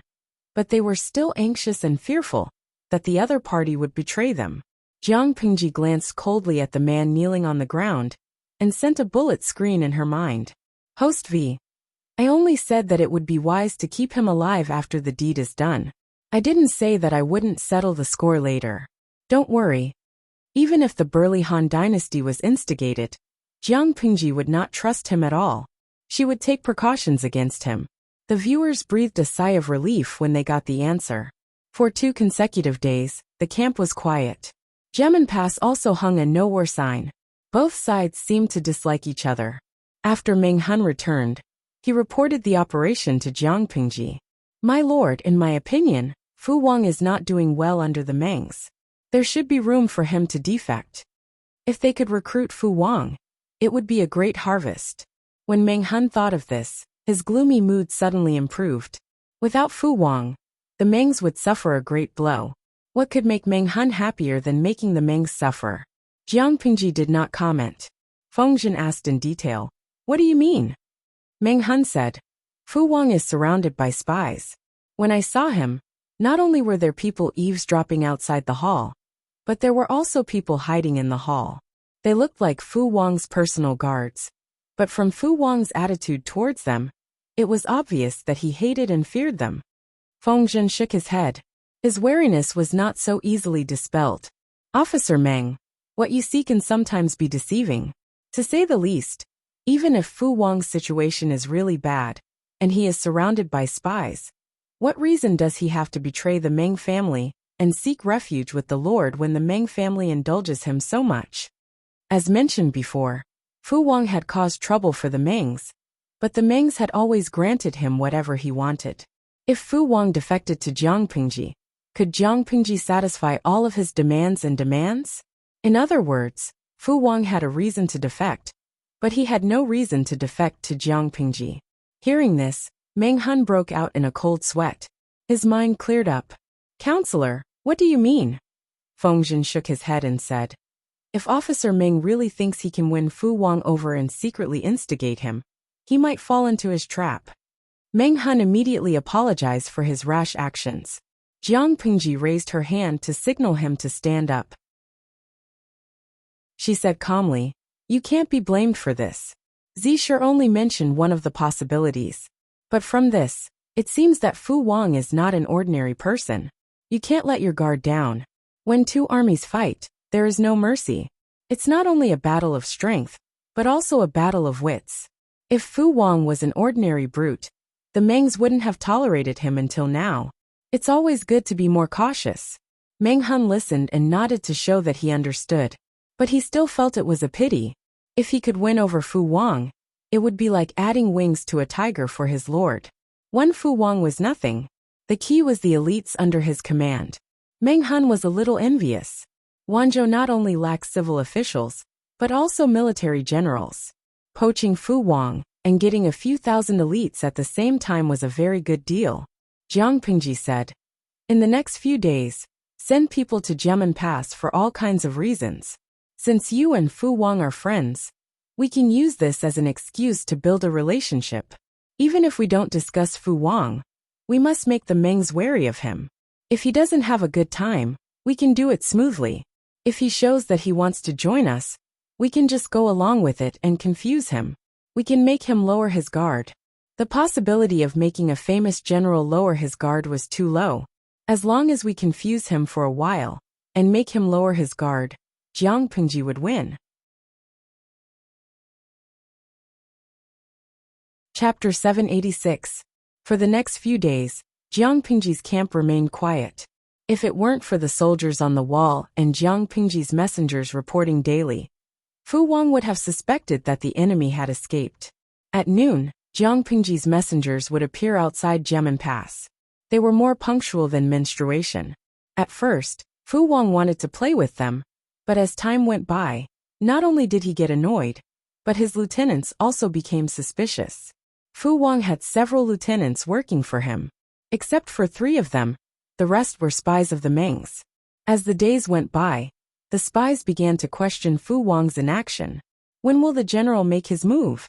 Seeing the days go by, the lieutenants who were tasked with monitoring Jiang Pingji couldn't wait any longer. Fu Wang feasted with the soldiers every day and arranged for beauties to sing and dance for fun. It was as if he didn't know that there were 30,000 enemies outside Jiamen Pass. "What's the hurry? I have my own plan. Don't ruin my mood." Fu Wang was about to put down the empty wine jar when the lieutenant stepped forward to speak. Fu Wang was furious and threw the jar at the man's feet. "Get out of here." The deputy general suppressed the anger and humiliation in his heart before retreating unwillingly. Everyone left on bad terms. Just then, the messenger came back with news that Lu Shi's messengers had arrived. It was the same for 7 days. Both sides seemed calm, but in fact, there was an undercurrent of tension. Fu Wang waited until Jiang Pingji let down her guard before he sent someone to contact the spy. The spy was the one he had caught earlier. If it weren't for Jiang Pingji, who would have thought that the Wulong County forces, who were like stray dogs, would have hidden such a thing? After carefully reading the secret code and understanding the situation in Jiang Pingji's camp, Fu Wang quickly received the news. He furrowed his brows and drummed his fingers on the table. There was no sign that he was angry like he was during the day. Lu Shi really didn't do anything? He found it hard to believe. 30,000 soldiers were stationed outside Jiamen Pass. They didn't attack, nor did they escape. What was Lu Shi trying to do? The spy in charge of communication also said, "It's strange. Is Lu Shi trying to buy time until the pass runs out of ammunition?" Fu Wang laughed inwardly. This guess was simply a joke. Both sides were stalling for time. The longer this dragged on, the more disadvantageous the situation would be for Lu Shi. Jiamen Pass had a steady stream of supplies, but Lu Shi's rations were running out every day. She was the one who couldn't afford to waste time. However, it wasn't a good idea to continue delaying. Neither side made a move, so there was no way they could fight. The spy said, "General, Lu Shi has been sending people to curry favor with you these days. This is clearly a disgusting move. There are already rumors going around in Jiamen Pass. Many soldiers believe that General has accepted Lu Shi's conditions and wants to submit to him. 3 people make a tiger. When a rumor is repeated by many people, people will treat it as the truth." Fu Wang's position in the Mengs was awkward, and he had many spies around him. These spies had been unhappy with him for a long time. If the rumors were allowed to grow, the enemy wouldn't even need to act. Just these voices alone would be enough to kill Fu Wang. "Don't be anxious. The more anxious we are, the easier it is for us to fall into the other party's trap. Fu Wang said calmly. What do you think Lu Shi, a woman, relied on to get to where she is today? If she was really a good-for-nothing, how could she make so many heroes bow down to her and serve her? We have to be patient and wait for the right time. Once we make a move, we have to choke her by the throat. Fu Wang was a child raised by wolves. It was his instinct to kill the enemy with one blow. Before he made a move, he would suppress his anxiety and not be easily swayed by his emotions. The spy said, General, in that case, should we keep an eye on Lu Shi's every move?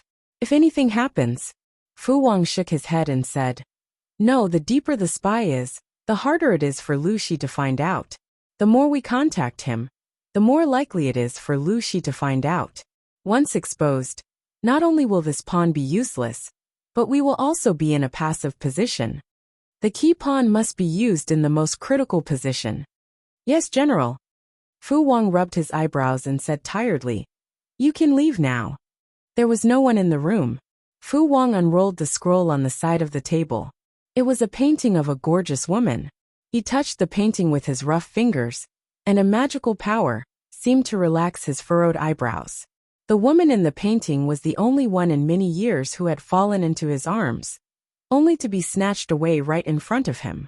At the same time, under the watchful eyes of the soldiers, several tunnels leading out of the camp had been dug. Under the watchful eyes of the guards at Jiamen Pass, Jiang Pengji transported a large amount of flammable wood and hid them in the tents. Everything was done in an orderly manner. There are many rumors in Jiamen Pass. Many people believe that Fu Wang intends to surrender. It's about time. Yang Si gazed in the direction of Jiamen Pass. His calm eyes seemed to be surging.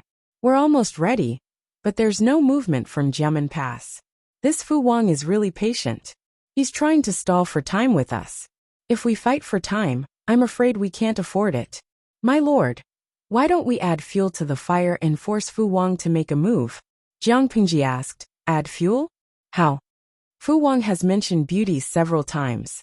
Why don't we? You want Huijun to use a honey trap? Jiang Pingji frowned and said decisively, No. She would rather stall for a few more days than do that. She understood what Yang Si meant. If they were going to use a honey trap, who would be the most beautiful? Fu Wang had mentioned Huijun many times. Who else would be more suitable than Huijun? Yang Si opened his mouth, but did not insist. Even so, Huijun was not a naive girl who lived in seclusion. For 7 or 8 days, there was a lot of activity in the tent. She naturally noticed that something was wrong. Because she was with the army, she made herself look more ordinary. She did not stand out among the medics. The only thing different about her was that she did not sleep in the same bunk as the other medics. Instead, she slept near the main tent. Lang Jun, I heard that the general in charge of Jiamen Pass is called Fu Wang? Jiang Pingji did not restrain herself, and Huijun had some understanding of the political and military affairs outside. Yes. Huijun bit her lip and said, I heard that Fu Wang likes beauties. Jiang Pingji suddenly opened her eyes. Huijun almost jumped out of her skin. Who told you this? Huijun calmed herself down and whispered, I heard it from the wounded soldiers in Wulong County. Jiang Pingji pursed her lips. What a bunch of gossips. They're seriously injured, but they still won't stop. Huijun was amused and helpless. Chapter 787. You don't have to sacrifice yourself like this. Jiang Pingji wanted to say, I don't have to. But thinking about Huijun's feelings, she swallowed the word back into her stomach. She said, The situation is still under control. I know what I'm doing. You don't have to think too much. Huijun's expression was slightly gloomy. Her brows were furrowed. Not only would men be reluctant to see her go, even women would feel pity for her. But Langjun, other than that, I don't know what else I can do for you. After Jiang Pingji's rejection, Huijun seemed to be deflated and dispirited. She said softly, Langjun once said that you don't take care of useless people. I've been living like a princess all these years, and I don't even know how to take care of people. If I were in the casualty camp, even the most ordinary medical soldier would be more agile and capable than me. Thinking about it carefully, My skin and flesh seem so lowly, as if I can only sell myself for a living. At the end of her speech, Huijun's voice even sounded a little choked and embarrassed. For Huijun, her past was a wound so deep that her bones could be seen. Her skin and flesh had already rotted and had maggots. Even if she used the best rouge and face powder to cover it up, the stench and pain still followed her like a shadow. She could deceive the eyes of others, but she couldn't deceive herself. Silly girl. Jiang Pingji sighed slightly. Even if you're just an idle person, I see you as my sister. Even if you don't do anything and just act as a rich and idle person, I can still afford to take care of you. So what if it's your past? With me around, who dares to say a word about it? A person couldn't be bound by the past. She admired and felt sorry for Huijun. Naturally, she hoped that she could focus on the future. Jiang Pingji thought that Huijun was getting into a dead end because of her identity. So she said, if someone makes irresponsible remarks, let that person come to me. When we return to Wanzhou, I'll get someone to arrange a new identity for you. At that time, you can set up your own household and be your own master. Huijun, who was originally sad, suddenly burst into laughter. She was amused by Jiang Pingji's words, but the latter didn't know what had happened. Although they were both women, Jiang Pingji's brain was fundamentally different from that of a normal person. Naturally, she wasn't as meticulous as Huijun. She could understand why Huijun was sad, but she couldn't understand why Huijun would suddenly laugh. The clouds dispersed and the rain stopped. A woman's heart is like a needle at the bottom of the ocean. Jiang Pingji suddenly remembered what the audience in the streaming room had said. She thought about it and felt that something was wrong. He felt that he had excluded himself from the category of women. Langjun, I don't have any other intentions. I just want to do my best for you. At this point, Huijun bit her full lower lip and said hesitantly, I'm not very knowledgeable, but I do know that the logistics are lacking now. Continuing to delay will only bring harm to Langjun. The general in charge of the Jiamen Gate Pass is a lustful man. Langjun only needs to let me show myself in front of him. Even if I can't seduce him, I can at least make his soldiers suspicious of me. Once the army is not united, their combat power will be affected. This is very beneficial to us. Jiang Pingji frowned. She still didn't approve of it. It's too dangerous. There's no need. Langjun. Huijun plucked up her courage and grabbed Ji Yunshu's sleeve. Her tone carried the coquettish tone of a woman. Please allow this concubine. Jiang Pingji was indifferent. Her eyelids drooped. Her words left no room for negotiation. No means no. Huijun was a little discouraged, but she knew that Jiang Pingji was cold on the outside and soft-hearted on the inside. She might agree to this kind of thing if she was tortured a little more. Why not? After all, she had volunteered, Jiang Pingji said. Even though Captain Meng said that Fu Wang is a good man, a general on the battlefield, and a man in daily life are two completely different concepts. The latter will show mercy out of kindness, but the former will only consider the overall situation. It's not an exaggeration to say that he is heartless. Even if you are his wife or concubine, he will not be soft-hearted when he needs to sacrifice you, let alone a woman sent by the enemy. You have read a lot of unofficial history of the previous dynasty. The ancestor of the Mengs, Meng Jing, was known as the White Dragon among men. In order to boost the morale of the defeated soldiers, he personally killed his concubines and used their flesh to cook food. Isn't this heartless enough? He is the god of war that history praises. Huijun's face turned pale. She knew what Jiang Pingji was worried about.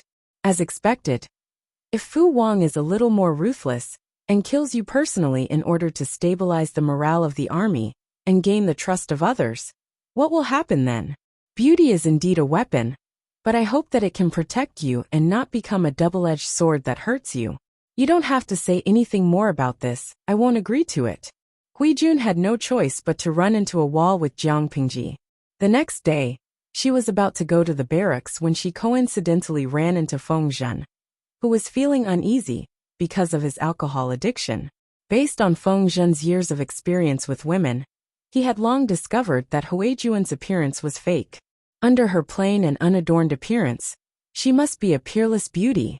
However, she stayed by his lord's side, Feng Zhen could only admire her from afar and guess at her true appearance. He didn't dare to flirt with her. "What's wrong with you, Lady Hui?" Feng Zhen saw that she had a troubled look on her face and couldn't help but ask. Who would dare to bully someone under his lord's protection? Hui Jun was immersed in her own thoughts when she heard someone call her. Her heart skipped a beat, and she suddenly woke up. "Good morning, Mr. Feng." She was still dressed like an ordinary soldier. Seeing Feng Zhen walk 2 steps closer, Hui Jun's expression became more flustered. Feng Zhen frowned. He became more cautious and suspicious. Staying in this barracks, with the Lord's protection, who could make Hui Jun show an expression of unease? Did Lady Hui run into some trouble? Feng Zhen asked. Hui Jun thought about it and looked around. Her eyes signaled for Feng Zhen to step aside and talk. She told him about her worries, which made Feng Zhen look at her in surprise. "Mr. Feng." Feng Zhen came back to his senses and said, "Lady Hui's worries are not without reason. Using beauty to sow discord is indeed a solution." Gemin Pass was abuzz with discussion. Everyone said that Fu Wang wanted to pledge allegiance to the Lord. If a peerless beauty appeared now, even if Fu Wang had a mouthful of mouths, he wouldn't be able to explain himself. However, Lady Hui, think carefully.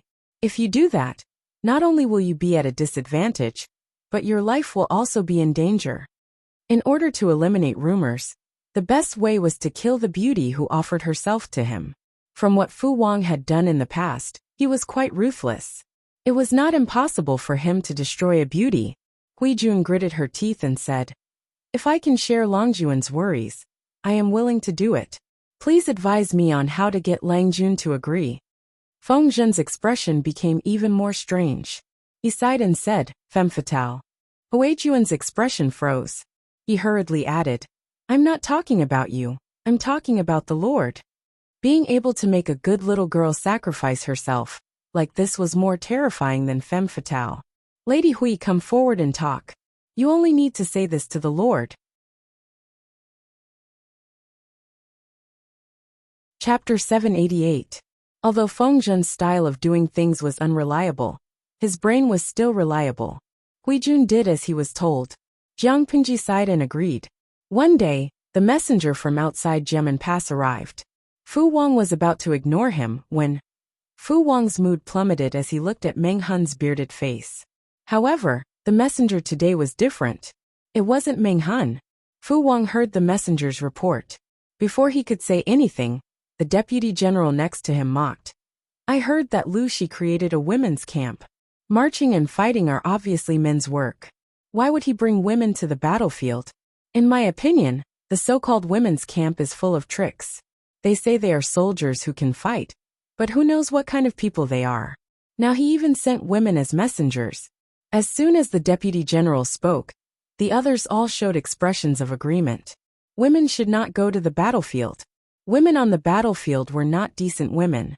Since ancient times, there had been no women in military camps. The women referred to the wives and concubines of the soldiers, who would bring their wives to war. As for prostitutes, they were not considered women in the eyes of the soldiers. They were just female animals. Fu Wang frowned. He had a rough idea of the identity of the messenger. "Messenger, please wait in the side hall. I will go there now." Hui Jun was wearing a thick bamboo hat that covered her face, that could bring disaster to a country and cause suffering to the people. Fu Wang saw the woman's figure and confirmed her identity. She was indeed the woman from the other day. "How should I address you?" Fu Wang asked hypocritically. "Her Majesty the Empress?" Hui Jun lifted the thick white curtain. She sat upright on the right side and bowed to Fu Wang. "General, that's interesting. His Majesty is still very young. He is not even 20 years old. He is not married yet. How can there be an empress?" Fu Wang's dark eyes stared straight at Hui Jun, and he saw that there was a trace of astonishment in her eyes. He had guessed Hui Jun's identity, but she did not know that the general was Fu Wang, the commander of Gemin Pass. After a moment of shock, she felt some hatred in her heart. Her beautiful eyes glanced at Fu Wang's hands, and she calmed herself down. That day, it was this person who had almost killed Lang Jun with an arrow in the back.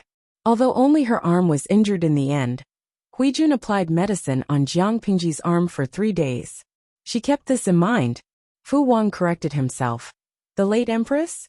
That Lu Shi sure is daring to hide you. As the saying goes, the death of a man is like the extinguishing of a lamp. No matter how absurd the emperor was when he was still alive, or how many wrongs he had committed, he was already dead. How could he be held accountable? Under the manipulation of the royal family, the previous emperor was still in the wrong. But his mistake was because of the beauty of the enchantress. It was an objective mistake, but a subjective mistake. Part of the blame was pushed to Huijun, calling her a demoness who brought disaster to the country. However, Huijun could not acknowledge this identity. She only smiled modestly. Rumor has it that the late empress was a beauty of her generation. How can a firefly's light compete with the moon's brilliance? General's words. I will take it as a compliment. Fu Wang did not have any concrete evidence in his hands, so there was no point in continuing to dwell on this issue. He said, Lu Shirong, how should I address this lady?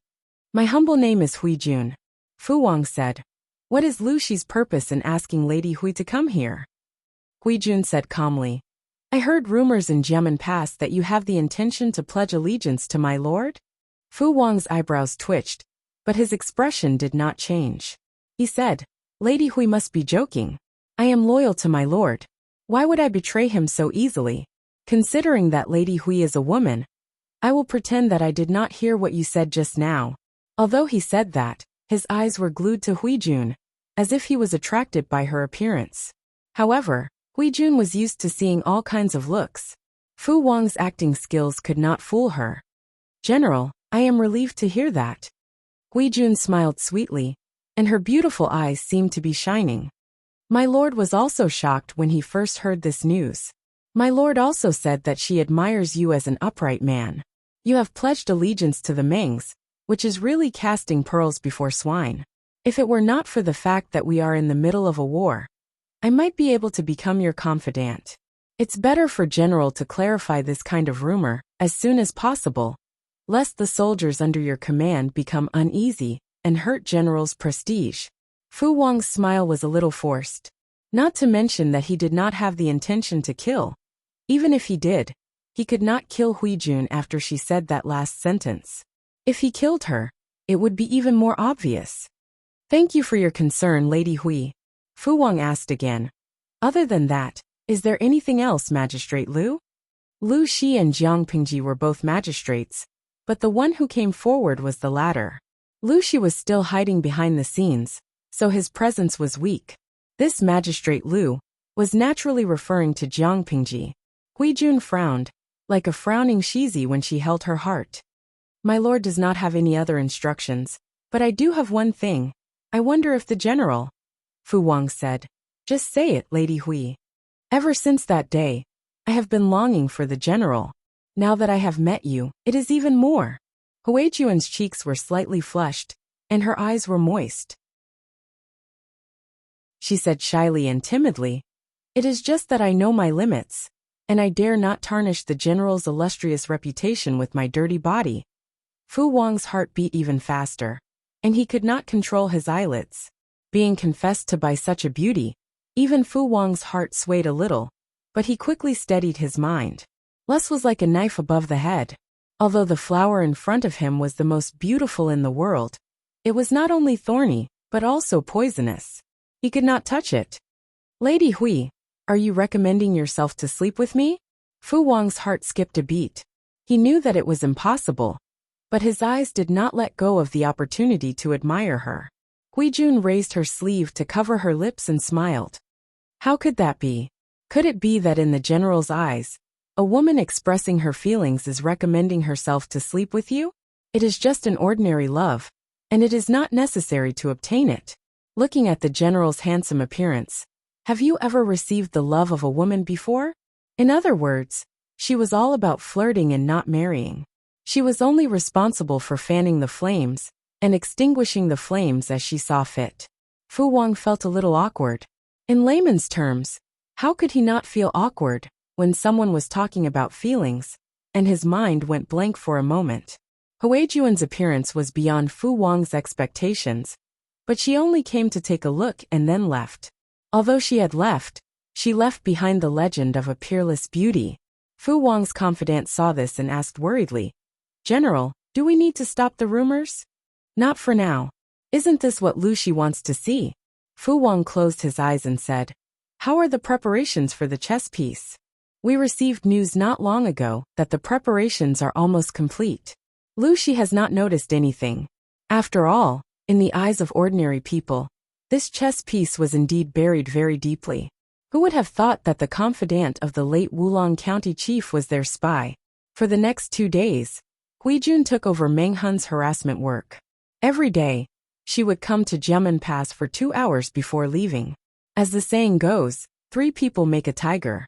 Not only did the Meng family's spy completely suspect Fu Wang, even his confidant could not sit still.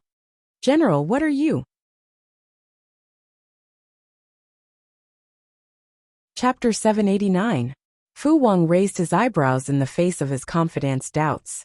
He looked majestic, as if he was looking down on all living things. "What's wrong?"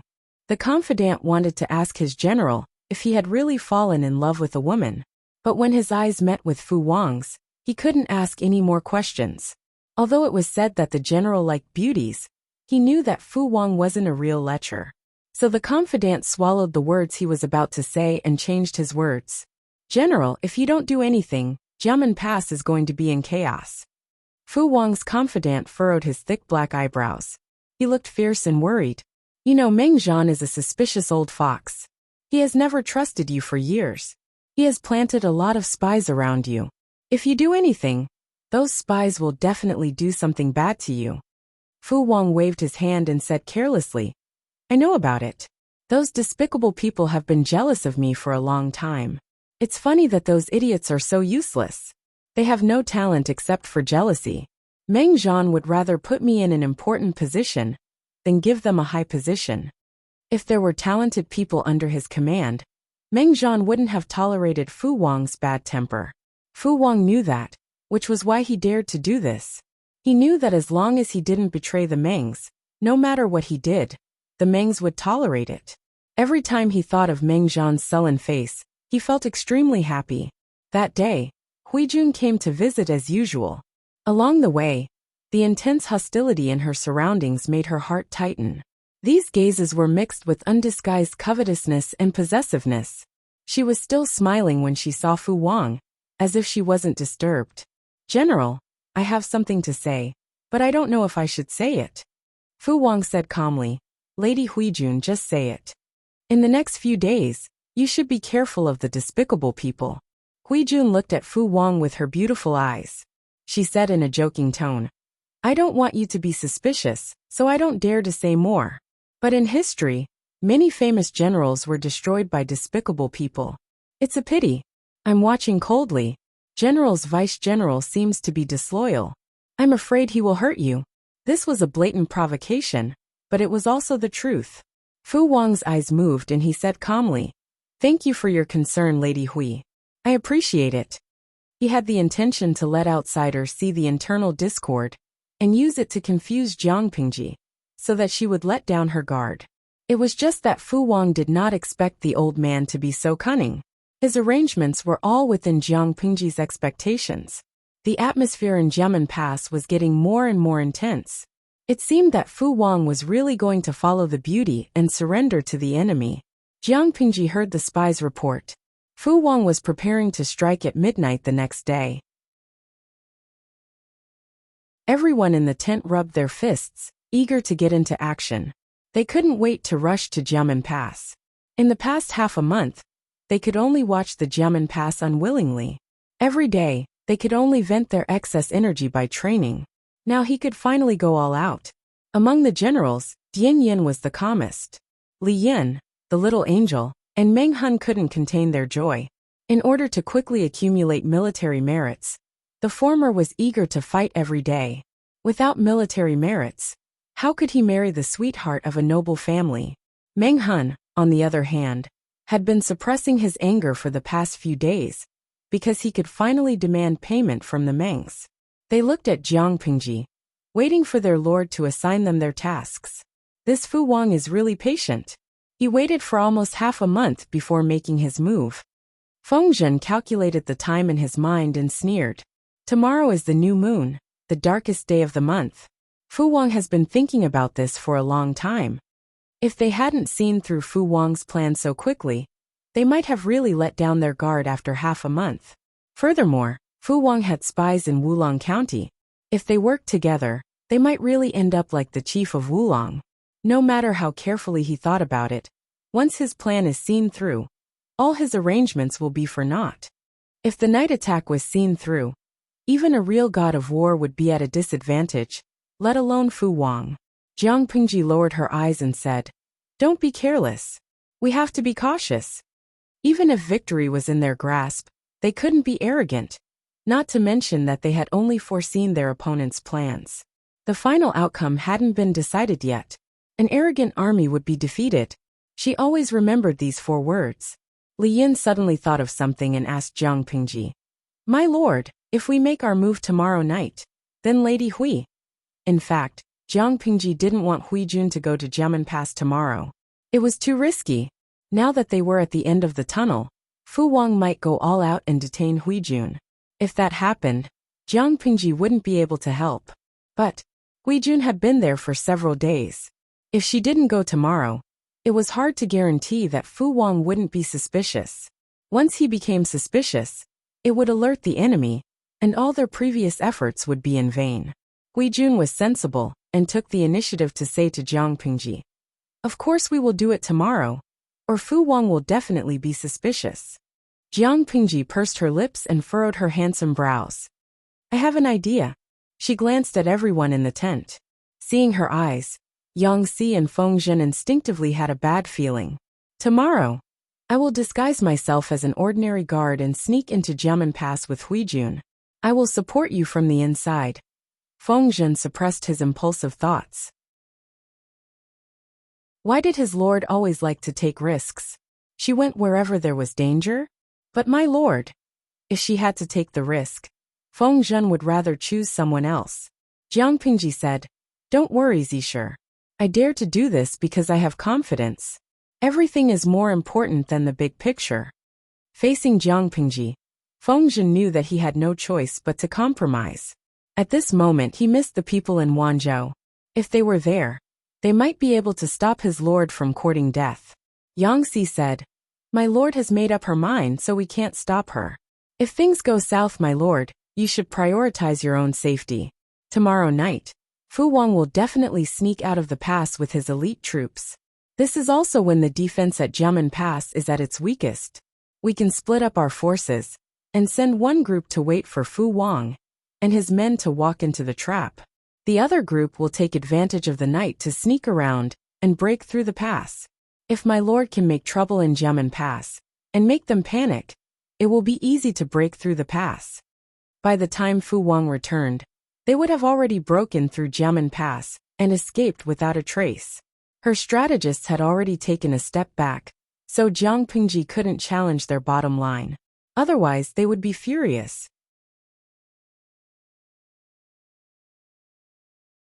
Chapter 790. On the first day of the new moon, dark clouds covered the sky. There was no moonlight at all.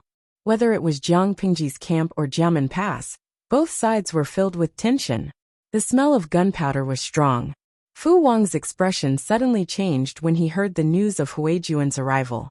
The 2 deputies looked at each other. They had almost forgotten about this woman. One of the deputies said, "General, if that woman sees the movements in the pass, once Lu Shi is on guard." Another added, "Yes, for the sake of the bigger picture, we can't let her go."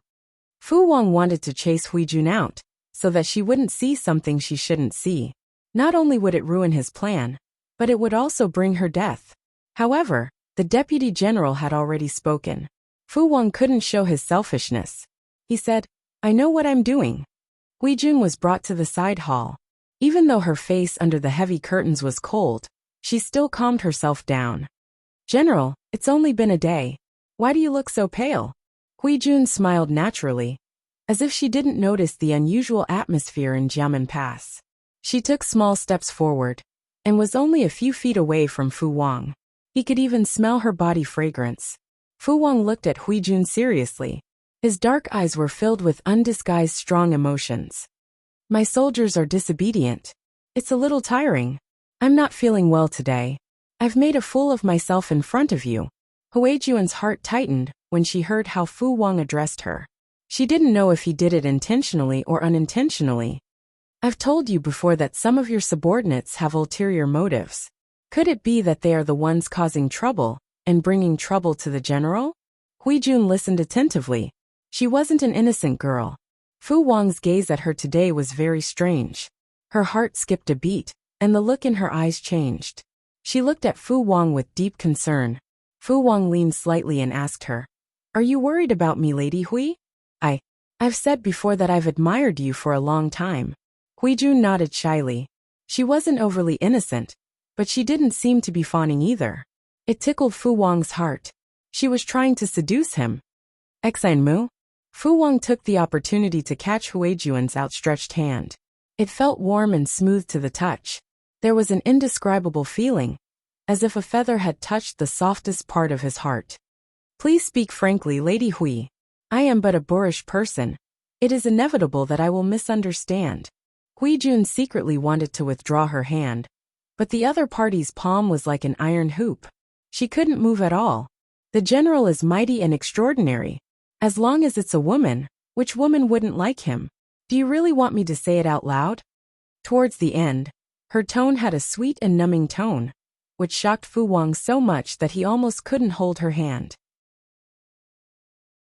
Even though he knew that Huijun was lying, Fu Wang was still very happy. Apart from Jiang Pingji and the system, no one else knew that Huijun was capable of seduction. The so-called charm art was not just mind control in the ordinary sense. It was a very high-level mind interference that ordinary people would not be able to resist. Even Huijun herself didn't know much about it. She only knew that others were easily influenced by her, but she didn't know the specifics. Fu Wang laughed bitterly, and his mind became clearer.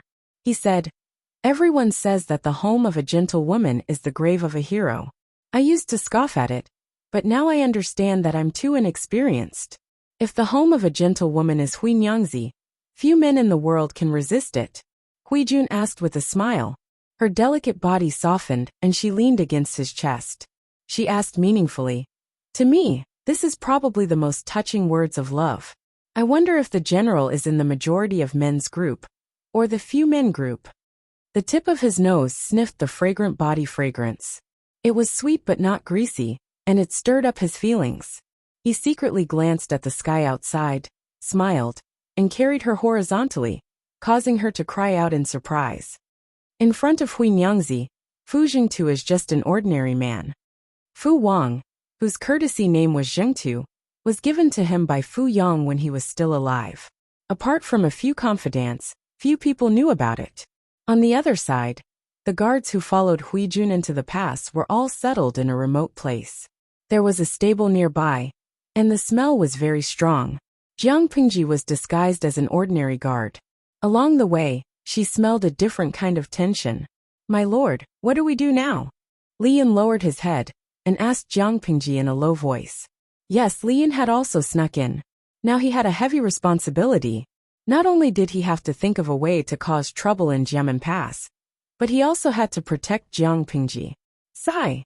If his lord was hurt, he could imagine the sinister smiles of the men in his mind. Looking at the situation, they want to detain us, so that we can't leak any information to the outside world. That's just what we want. If Fu Wang didn't intend to detain them, Jiang Pingji would have to worry about how to justifiably stay in Jiamen Pass. The night was deep, and there was not a trace of moonlight in the sky. It was pitch black as far as the eye could see, as if a ferocious beast was hibernating in the depths. I'm only worried about Huijun now. Fu Wang is still trustworthy. He thinks that he has victory in his grasp, so he won't kill Huijun to raise the morale of the troops. But it's hard to guarantee that the people around him won't think they're smart. Jiang Pingji frowned. She couldn't rule out that possibility. Lian comforted her. Lady Hui is smart. She'll definitely be safe and sound. Jiang Pingji smiled. She's really smart. In the void, there was the sun in her heart. Because of this, Jiang Pingji cared for her and took care of her. But Jiang Pingji didn't expect that a woman's mind was really hard to guess. Even she didn't expect that Hui Jun would quietly do something so big. She gave him a taste of his own medicine and ruthlessly tricked Fu Wang. She really didn't know whether Fu Wang was a man or a wolf. How could the love between a man and a woman be like that? He almost swallowed her whole. When she took a breath and her mind gradually became clear, Hui Jun took a deep breath, and her eyes were sharp. The seat next to her was already cold, and Fu Wang was nowhere to be seen. Hui Jun raised her hand to touch her aching neck, collarbone, and full lips. She spat softly. Her voice was hoarse. "Serves you right." She added a lot of purified sleeping grass powder to the makeup on her skin and lips. Most of it went into Fu Wang's stomach. He was a man, so how could he taste all kinds of makeup? It wasn't wrong for him to let down his guard against women, especially beautiful women. If Fu Wang dared to do this, he shouldn't blame her for retaliating. Since he planned to use sleeping grass to trick the Lord, he shouldn't blame her for returning the favor. She moved her body slightly and felt a throbbing pain in her private parts. Hui Jun couldn't help but think.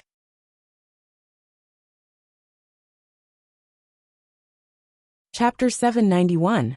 General, everything is ready. Let's go. Fu Wang's trusted deputy came over in full armor. He cupped his fists and reported the situation to Fu Wang. In the dim light, Fu Wang could vaguely see the joy on Fu Wang's face. "General, we will definitely capture Lu Xi alive this time, and use the truth to shut the mouths of those despicable people. I'm sure they won't dare to suspect you again." Fu Wang was a little lost in thought. Hearing the deputy's relieved tone, he laughed and said, "So what if they doubt me?" He hated to be schemed by scoundrels. Those people had no other ability but jealousy. But it didn't mean that he was loyal to the Mengs. In fact, except for Fu Yang, his former lord and adoptive father, Fu Wang had never regarded the Mengs as a serious superior. Those scoundrels suspected that he was not loyal to the Mengs. However, disloyalty didn't mean betrayal. The Mengs offered was quite generous, and Fu Wang had no intention of jumping ship. His trusted lieutenant smiled and echoed, "Indeed, it's nothing, but a fly bothers people." For Fu Wang and his trusted subordinates, the Meng's planted informants were annoying flies. Fu Wang looked up at the sky with a rather soft expression. He said, "At midnight the army will set off." There was still some time before the time to take action. The trusted deputy had nothing to do, so he asked curiously, "General, what good things have happened to you recently? Why are you so happy?" A few days ago, he was still gloomy, but today he seemed to have swept away the haze and looked quite happy. In normal times, Fu Wang would definitely avoid answering. Probably because he grew up in a wolf pack, Fu Wang had a strong desire to possess the people and things he liked. If the situation allowed it, he even had the urge to hide them so tightly that the wind and rain from the outside world would not be able to touch them. Even when he really entered the normal society, this bad habit hadn't been completely corrected. In recent years, the situation was much better. At least there wouldn't be such an embarrassing thing as a general always digging a hole to hide treasures under the mattress. He has his eyes on a woman. The trusted assistant general gave a dull "oh" sound. He swept his eyes over his general with a strange expression. It was clear that he didn't have high hopes for this outcome. The general was interested in the wife, but the wife might not be interested in his own general. Fu Wang's expression darkened as he asked, "What's with your expression? Have you forgotten about the ladies of the fragrant house, General?" The assistant general asked gently. Fu Wang was a single adult with no concubines or children. Though he was highly valued by the Mengs now, in an ancient society where bloodlines and origins were highly valued, no matter how a brat like Fu Wang could climb up and become a legend, he would still be looked down upon. Not to mention the noble ladies, even those poor and destitute women looked down on him. Fu Yang naturally did not want to see Fu Wang suffer. So the marriage was delayed until Fu Ju passed away from illness. Without a family to arrange for him, Fu Wang was alone. It was just that he also had the needs of a normal man. Logically speaking, such a golden bachelor should be the most sought-after object in the brothel. But the truth was, ever since the young and ignorant Fu Wang had been lured to a few brothels by Fu Jing's old subordinates, he had been despised.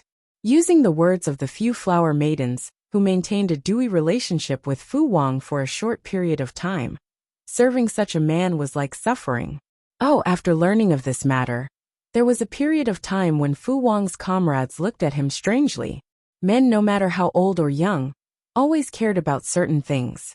Even Fu Yang once made dirty jokes about Fu Wang, saying that he was indeed born brave.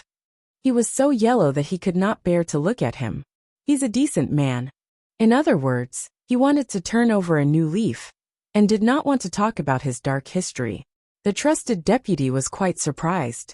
His general's reaction was not right. It was as if he wanted to take him back to warm the Kong bed. Which family is she from? Jiamen Pass was a remote and desolate place. What kind of beautiful woman could be bred from such a barren land? Could it be that his general did not like delicacies and preferred plain porridge and side dishes? You talk too much, Fu Wang said in a faint voice of disdain. The trusted deputy felt as if an arrow had pierced his heart. At this time, Fu Wang said with the horsewhip in his hand, "Just wait until you win against Lu Shi." The trusted deputy was so shocked that he almost fell off his horse. It couldn't be. Could it be that his general had fallen for Lu Shi? What a high standard. His taste was also quite strange. It was said that Lu Shi had disguised herself as a man for 18 years, but no one had seen through her disguise. It was obvious that she was a boorish man. The image of a bearded man whining shyly and pounding on his chest suddenly appeared in his mind. He could not accept it. Time passed quickly in the solemn atmosphere. Fu Wang never fought a battle without preparation. He had thoroughly studied the terrain around Jiamen Pass. Even if it was dark at night, his army would not be disturbed. To be safe, he even wrapped the horses' hooves with cloth and tied their mouths to reduce the sound of hooves and snorts. In his eyes, he was not only a man, but also a wolf. No matter day or night, it was his home field. After some effort, Fu Wang had already led nearly 10,000 soldiers to Jiang Pingji's camp. Torches burned in the distance, and he could vaguely see people walking around. The camp was quiet as usual, but for some reason, Fu Wang's heart skipped a beat. He felt that something was wrong. However, the arrow had been knocked on the bow and had to be released. He had been planning for so many days, and he could not let it go to waste. The trusted deputy was the first to notice his abnormality. "General, what's wrong?" the deputy asked in a low voice. Fu Wang shook his head and said, "I don't know why, but I feel that something is wrong." The trusted deputy frowned and said, "Could it be that scoundrel is causing trouble for you again?" Fu Wang had left most of his elites and trusted subordinates at Jiamen Pass, and the soldiers he had brought with him were all close to the Mengs. He had no choice but to bring them with him for the sneak attack. The last time Fu Wang attacked Wulong County, he had brought Fu Wang's old subordinates, who were also his trusted subordinates. They had made a great contribution. The soldiers close to the Mengs were dissatisfied. They thought that Fu Wang was favoring them and discriminating against them because of the unfair distribution of military merits. It was no wonder that Fu Wang was unhappy because they were not his elites. No, they don't dare to be so bold. If they neglect their duty because of personal feelings, I will cut them down. The trusted deputy glanced behind him and said in a low voice, "Then why?" Fu Wang said, "I can't say. I just feel a little tired." As time went by, he even felt that his weapon, which usually did not weigh much, had become much heavier. It was not a good sign. If he was talking to an outsider, he would definitely not say that his condition and mentality were not good. But he did not have to hide it from his trusted subordinate. After saying that, before the trusted deputy could speak, he was stunned. If it were not for the darkness of the night, others would have seen his face turn red. Before the battle, he had hugged a beauty and done all kinds of shameful things. Was that why he felt tired? This reason? It would be embarrassing to say it out loud.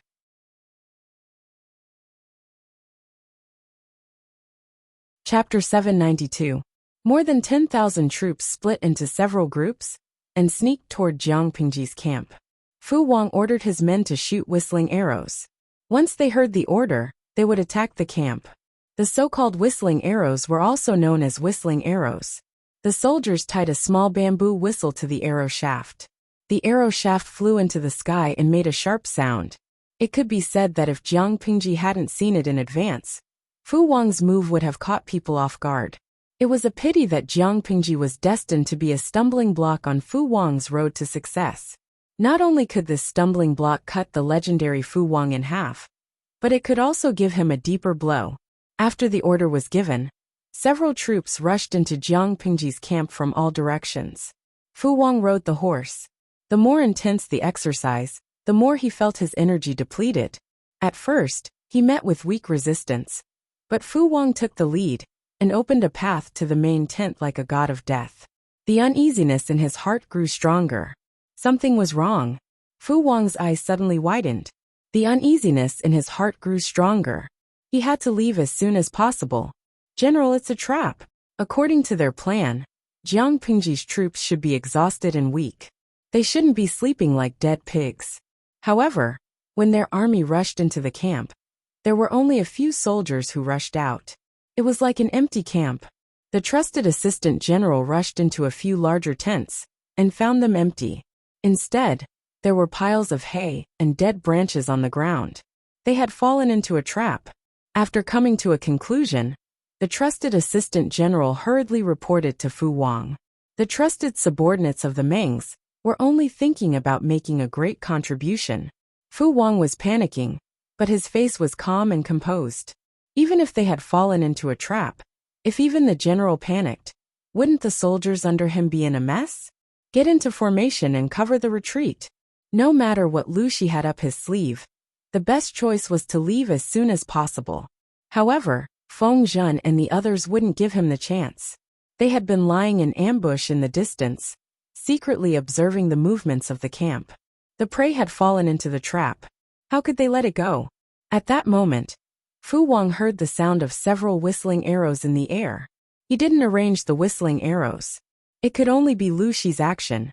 This was the signal to attack. A few breaths after the whistling arrow rang out, streaks of orange light streaked across the originally dark sky. From afar, it looked like a meteor shower. In the eyes of Fu Wang and the others, these meteor showers were flying towards them and were rapidly enlarging in front of them. The flaming arrow plunged into the military tent, and the fire raged. The tent was covered with flammable hay and withered branches, and the fire spread with the help of the wind. The horses were afraid of the sudden fire and raised their hooves in panic, trying to avoid it. If you want to leave now, you'll have to ask the axes in my hands first. Surprisingly, after the fire spread, Jiang Pingji's soldiers appeared in the empty tents one by one. Fu Wang's troops were in disarray. They were either burned by the fire or stabbed in the vitals and beheaded by the enemy who suddenly appeared. Fu Wang wanted to retreat, but he was blocked by a black-faced man with 2 axes who jumped out of nowhere. Noisy, Fu Wang sneered and charged forward. Dian Yin had long heard of Fu Wang's combat ability from Meng Hun. He had long been itching to fight him. He was hiding in the tunnel under the camp. Hearing that Fu Wang wanted to retreat, he quickly jumped out. For a military general, the enemy's head was the most beneficial spoil of war. His trusted assistant general organized the troops and wanted to support Fu Wang, but he never expected his general to be entangled. He secretly gritted his teeth and cursed. This Lu Shi is really AF * King Lunatic. He had only heard of people setting fire to the enemy's camp, but he had never seen someone setting fire to their own camp. Fire didn't recognize people. Not only would it burn the enemy, it would also burn himself. Dian Yin was known for his strength. The weapons in his hands added up to more than 50 kilograms. How could an ordinary person swing them? Not only could he wield the axes tightly, but when the axes hit the ground would tremble 3 times. Hey, that's all. Officer Meng is exaggerating. Dian Yin mocked. He endured the sharp pain between his thumb and forefinger. He thought he was strong enough that few could fight against him except for the Lord. He didn't expect Fu Wang to be an expert. Not only did he have strength, but he was also as fast as Li Yin. This kind of all-rounder was annoying. How dare a mere junior be so arrogant? Fu Wang knew he was in a bad state. His physical strength was declining rapidly. Usually, he wouldn't sweat even if he practiced for 2 hours. Now he felt weak in his limbs and dizzy in his head. He didn't know that the sleeping grass took effect slowly, and the effect lasted for a long time. If he exercised vigorously, it would accelerate his blood flow. Hand over the head. Dianyan didn't show any weakness. He had bragged to Meng Hun about chopping off Fu Wang's head. Now that the opportunity was so good, Fu Wang wasn't as powerful as Meng Hun said. He was more like a fake tiger, who looked strong on the outside, but was weak on the inside. If he still couldn't take down Fu Wang, his bragging would be ruined. Fu Wang had the cunning of a wild beast. He wouldn't force it even if he couldn't win. Now that he had fallen into Jiang Pengji's ambush, the losses were irrecoverable. He could only try his best to reduce them. He planned to lead his men to fight and retreat. There was nothing to be ashamed of even if they couldn't win. Only by protecting the lives of the soldiers could they have a chance to stage a comeback. It would be foolish to lose his troops because of a moment of anger. If they continued to delay, they might really be smothered to death by the flames. Seeing the burning camp, Feng Zhen, who was hiding in a high place, snorted. This Fu Wang is quite clear-headed. He retreated when he saw the situation. Yang Si, who was standing to the side, twirled his beard. He has the guts to make decisions, and doesn't care about loyalty. It's a waste to leave him in the Mengs. Sure enough, it was better to capture him. It would be best if he surrendered voluntarily. If he didn't, they could torture him until he did. Forcing people to buy and sell was a common practice since ancient times. 2 flowers bloomed, one on each side. Dianyan was getting more and more excited as he fought. Meng Hun had already led his troops to the vicinity of Jiamen Pass, waiting for Jiang Pengji's signal to attack. As if by tacit agreement, Jiang Pengji chose to attack in the middle of the night. In ancient times, people had the habit of working at sunrise and resting at sunset. Therefore, by the 3rd watch period, ordinary people were already in a deep sleep. Jiang Pengji waited and waited. Finally, it was the 3rd watch period. The patrolling soldiers had changed shifts. She nudged Liyun, who was resting. It's almost time. Liyun received the order and gave the other guards a look. More than 100 of them perked up. There was going to be a tough battle ahead of them. Jiang Pengji took out her long knife and killed the guards outside. She jumped over the wall and left the yard. Liyun hurried to catch up. Jiang Pengji and the others didn't know the layout of the buildings in Jiamen Pass, but she remembered the way back. As long as they retraced their steps, they would definitely reach the gate of Jiamen Pass.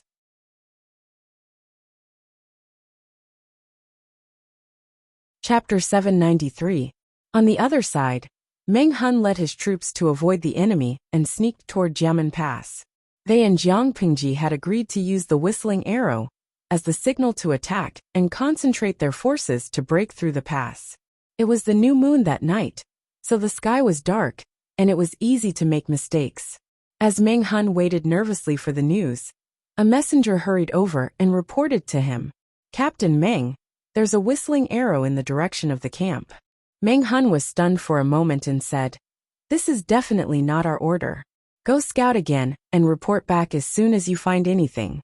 The messenger retreated after receiving the order. Not long after, he returned to report. "There's a fire in the direction of our camp. It looks like the enemy has rushed into the center of the camp." In the dark night, the horizon had already been dyed orange, like the last rays of the sunset. Meng Hun got up in surprise and walked to the high ground to look in the direction of the camp. There was indeed a fire. The whistling arrow must have been fired by the enemy. With his good eyesight and the strong fire in the distance, Meng Hun could vaguely see some black dots. Based on the intensity of the fire, Meng Hun could guess how tragic it was over there. Fu Wang was bound to suffer heavy casualties this time, and the Meng family was bound to lose everything. Meng Hun suppressed the joy in his heart, but he couldn't help but smile. The Mengs had suffered a double loss. Losing more than 10,000 soldiers was not a big deal. But if even their strongest general was lost, it would be a huge loss. He coughed and asked the messenger seriously, "Is there any movement in Jiamen Pass?" The messenger shook his head and said, "We've been keeping an eye on it, but it's still peaceful." Meng Hun said, "Go scout again. If the Lord sends a signal, we must support her immediately." The fire in the camp was so strong that it could be seen from afar. It was like a ball of orange paint that pushed back the thick ink. Jiamen Pass was on high ground, so it wouldn't take long for the enemy to notice the fire. The lord inside the pass would see it too. Meng Hun was sure that he would receive Jiang Pingji's signal soon. At that moment, the soldiers inside Jiamen Pass also noticed the strange burning clouds in the sky. However, they did not realize that Fu Wang had fallen into a trap. They thought that Fu Wang had led his troops to a great victory and burned down Jiang Pingji's camp. The soldiers guarding the pass noticed the abnormality in the distance and immediately passed the news to the generals who stayed behind. Because of the unequal distribution of military merits, Fu Wang could only bring the elites who were close to the Mengs this time. His own trusted subordinates had to be hidden for a while. However, he was not worried about leaving Jiamen Pass to his trusted subordinates who had fought with him for many years. Upon receiving the news that Jiang Pingji's camp was on fire, the confidant did not suspect anything. His thoughts were similar to those of the soldiers. He couldn't be blamed for being careless. Ever since Fu Wang entered the battlefield, he had never been defeated. Because Fu Wang was born to be brave and strong, other people always thought that he was a brute with only muscles and no brains when they saw his appearance. In fact, he was not. This person was cunning and paranoid. He had always viewed war as hunting, and was very patient when waiting for his prey. As long as the opportunity was not ripe, no matter how noisy the outside world was, he would not make a single move. He was as steady as a statue. For example, when Fu Yang was seriously ill, the Mengs came to recruit him after the 7th day of Fu Yang's death. They even wanted to take over the troops that Fu Yang had left behind. The rumors were not groundless. Many people suspected that Fu Yang's death was related to the Mengs. Even though it had nothing to do with the Mengs, Fu Yang and the Mengs were sworn enemies. It was too much for the Mengs to recruit him after the 7th day of his death. At that time, his trusted subordinates thought that Fu Wang would explode and fight the Mengs to the death. But what happened in the end? In the end, Fu Wang calmly accepted the Mengs' offer. He protected the elites of Fu Yang's old troops and laid low to cultivate his forces. In order to achieve his goals, Fu Wang was too patient. This style and his high martial arts skills made Fu Wang quite popular on the battlefield. He had made great contributions to the Mengs and had never been defeated. Don't panic. Let's stabilize the situation in the pass first. Fu Wang's soldiers had a kind of blind trust in their general. They did not think that their general would be defeated. Send a team to the front line to check. Lu Shi is not a mediocre person like the Wulong County chief. He won't give up easily. Everyone believed that Fu Wang would win. But when they thought of Lu Shi's previous achievements, they felt a little uncertain. To be on the safe side, it was better to send someone to the front line to check. If the general did not bring enough troops, they could prepare for reinforcements. As they were talking, there was a commotion outside. It was so loud that everyone in the hall could hear it. Who's making noise outside? Hearing the commotion, Fu Wang's trusted subordinate raised his eyebrows and his face was full of anger. Wild wolves liked to live in groups. Although they were not the strongest among the wild beasts, they lived in packs and had extraordinary combat strength. Their internal discipline was strict. Under the influence of the wild wolves, Fu Wang was unusually strict with his troops. He could be considered the most ruthless among the Meng's retainers. Under normal circumstances, no soldier would dare to blatantly violate military discipline. The noisy soldier was caught. He did not dare to delay and reported breathlessly, "Deputy General, there's a fire in the pass." A fire in the pass. The eyes of the trusted subordinate twitched, and a cold chill rose in his heart. What fire? He strode out and looked down from a high vantage point. Sure enough, there was a fire in Jiamen Pass. Who is the arsonist? The soldier answered, "We don't know yet. The fire was already burning when we found it." At that moment, another soldier came to report. The arsonist had been found. "Deputy General, the guards sent by Lu Shi are rebelling. They are heading toward Guanmen." What? Upon hearing this news, that person's heart skipped a beat, and a chill spread through his entire chest. He thought of a possibility and hurriedly said, "Could it be that those guards discovered that something had happened in Lu Shi's camp? That's why." "Oh no, quickly send people to stop them. As soon as he gave the order, a dozen sharp bamboo whistles sounded in the sky above Gemin Pass. Looking in the direction of the sound, one could vaguely make out a dozen whistling arrows. Now, the general who stayed behind to guard the pass gave up on his previous guess. What followed was an even more ominous feeling. The movement of the 100 guards was not a coincidence. They did not act after seeing the change in Lu Shi's camp. It was clearly premeditated. Thinking of this, he hurriedly ordered the soldiers to stop Jiang Pingji and the others from approaching Guanmen. Report. The messenger dragged his voice and rushed over on horseback. He did not even catch his breath when he got off his horse. He hurriedly cupped his hands and knelt on one knee. Deputy General, a large number of enemies suddenly appeared outside the pass. The number is unknown. The general who stayed behind to guard the pass turned pale. He subconsciously looked at the orange burning cloud in the sky. This is Lu Shi's evil plan. Oh no, the general is in trouble. The sudden fire in the pass. The guards sent by Lu Shi rushed to the pass, and an unknown number of enemies appeared outside. It was clearly premeditated. If that was the case, it meant that Lu Shi had not fallen for the general's plan. Instead, it was the general who had fallen for it. Gather the troops and face the enemy.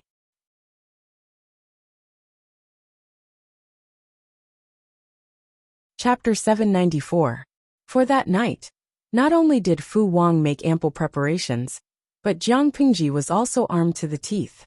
Meng Hun led his troops and brought a large number of siege weapons. He wanted to take down Jiamen Pass in the shortest time possible and end the battle as soon as possible. The enemy had the advantage of occupying the pass. Jiang Pingji had 30,000 soldiers, most of which were Lu Shi's soldiers. Logically, there was no need for a clear division between father and daughter. But the two armies trained differently, and the soldiers didn't have enough time to adapt to each other. Jiang Pingji knew that if she couldn't take down Jiamen Pass in a thunderous manner, it would be a Pyrrhic victory even if she could win when the enemy recovered and reorganized their forces. To her, it was a complete failure to achieve victory after losing a large number of troops. Wanzhou was a large territory with few soldiers. She had no other assets other than money. If she lost a large number of soldiers at Jiamen Pass, she would be in a difficult situation when she returned to Wanzhou. Li Yun watched his lord wander around the battlefield. He was tired, but at the same time, he had the urge to compete with her. The 100 or so guards were all elites of the army. Individually, they were very strong. They skillfully formed a small formation of 100 men and advanced toward the gate of Jiamen Pass like a killing machine. They attracted the firepower of Meng Hun, who was outside, and he shared the burden for them. With the enemy attacking from within, and without Fu Wang, the soldiers at Jiamen Pass were in a state of chaos, and were routed like a mountain. Due to the narrow terrain of the nearby alleys, the enemy was unable to encircle and annihilate them on a large scale. This was very advantageous for Jiang Pingji and the rest. She and Li Yun's eyes were red from the killing. The weapons in their hands were already dyed red with fresh blood. Flesh and broken limbs filled their vision. Apart from the sounds of fighting, screams, clashing armors, footsteps, and the sound of weapons piercing flesh, there was almost no other sound. Although she wasn't strong, she was shockingly strong. She held her spear horizontally and single-handedly pushed more than a dozen people in front of her a few meters away. Li Yun attacked from behind. Li Yun used the whistling arrow as a signal to inform the enemy of their location. He also set fire to the place to cause trouble. However, more and more enemies were surging toward them, and the situation was getting worse. My lord, there are too many enemies. Li Yun's armor already had a few cuts. Although he was not injured, he looked as if he had just floated in a sea of blood. He was in a sorry state. I don't care. Charge. There were only about 100 of them. If they did not use their rising momentum to fight their way out, they would only be drowned by the waves of enemies. Jiang Pingji said calmly, Han Mei, send 2 more people to cover me.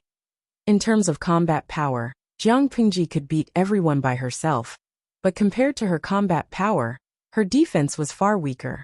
In gaming terms, she was an all-round cloth-armored class that could engage in melee combat and long-range attacks. Her only weakness was that she was fragile.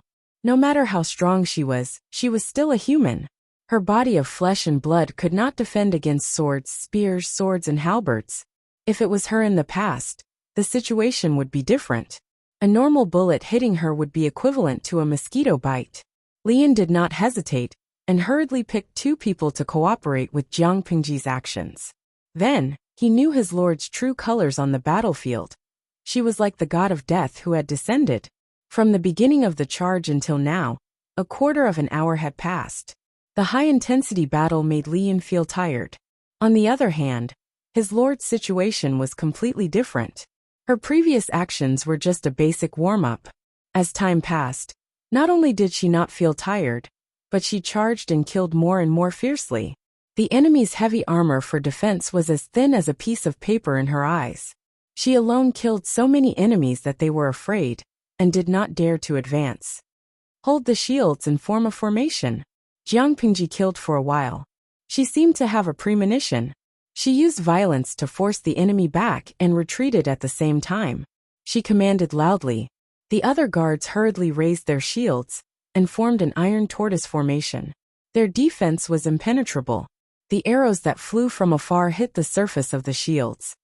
Advance! Crush them! While the audience in the streaming room was excited, and the soldiers were confident because of her, Jiang Pingji was still so calm that it made people's hair stand on end. Everyone stepped on the corpses of their comrades and countless enemies to advance. The audience in the streaming room was used to Jiang Pingji's charging stance, but most of the time it was scenes of her fighting on horseback. It was rare to see her fighting on land, especially in such a violent way. Jiang Pingji fought on horseback. The audience's gaze followed her rapid movements. Most of their attention was also attracted by her figure. Their hearts were swayed by this young general dressed in red and silver armor. They rarely paid attention to the enemy soldiers who had fallen from their horses. When she relied on her legs and charged forward step by step, the audience's attention was involuntarily attracted by the enemy's corpses. Crush, advance, trample. The ground under her feet was not mud or bricks.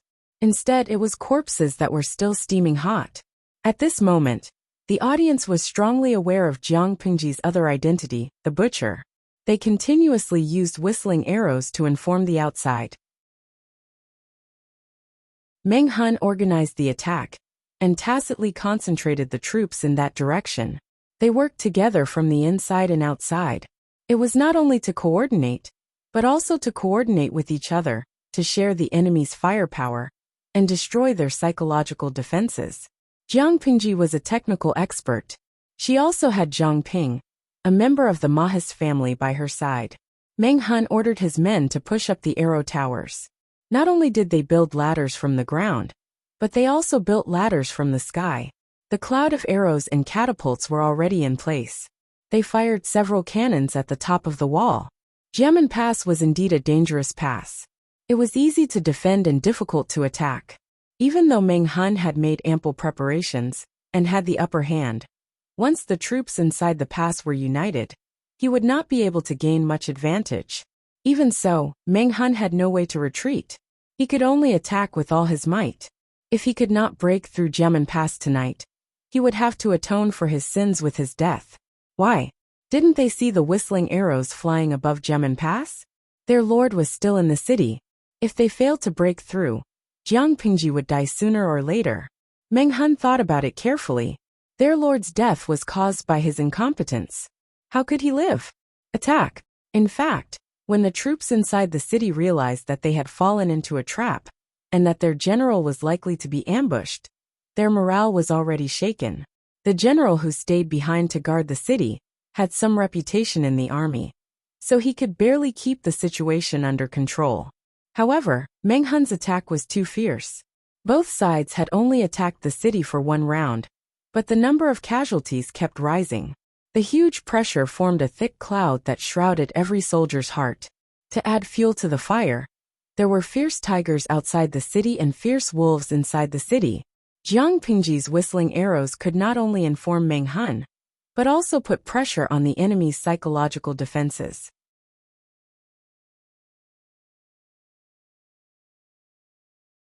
Chapter 795. Useless fools. Not even 100 men can stop them.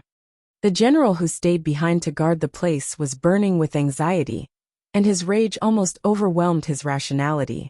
The battle outside the city was fierce, and it was nighttime. The longer the two sides fought, the greater the loss. In comparison, the mental pressure of the soldiers at Gemin Pass was far greater than that of the troops outside the city. The stone cannons of the catapults were fired as soon as they were ready. Every time they hit the wall would shake violently. The soldiers on the wall had the illusion that the Gemin Pass, which was usually impregnable, was about to be torn down by a violent demolition team. Of course, it was just an illusion. Gemin Pass was known as one of the most dangerous passes in the world. It was not that easy to demolish it. However, the huge stones rained down from the sky like a meteor shower. Not only did they hit the wall, but they also smashed into the city. Because of the whistling arrow, Meng Hun ordered the cannoneers to avoid that area. As for the other areas, smash them. Arrows rained down like a tide, stones filled the sky, and ladders were set up outside the city. Soldiers carried shields to block the stones and slowly climbed up. Under the cover of dozens of catapults, the soldiers on the wall did not have the energy to stop the enemies who were trying to climb up the wall. Deputy General, bad news. The enemy is closing in on the gate.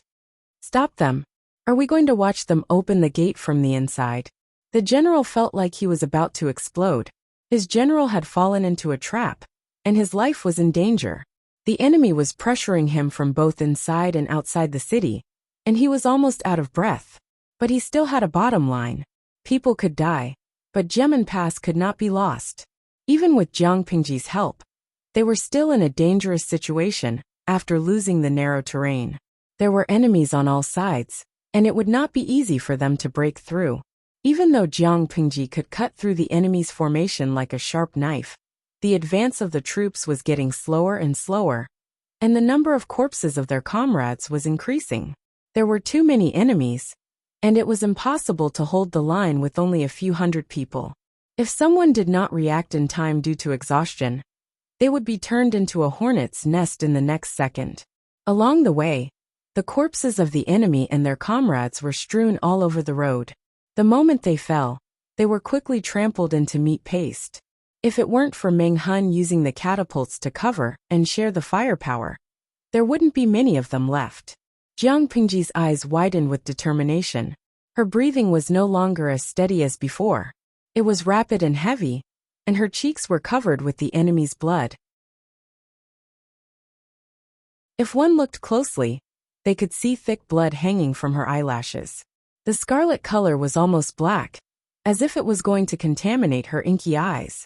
Not only was Jiang Pingji in a sorry state, but Li Yin, who was engaged in a bloody battle at the side, also looked like a terrifying lunatic. Hold the shields, shrink the formation. The number of troops decreased sharply. Jiang Pingji ordered the remaining troops to shrink the line of defense to reduce the pressure and prevent them from being overwhelmed by the enemy.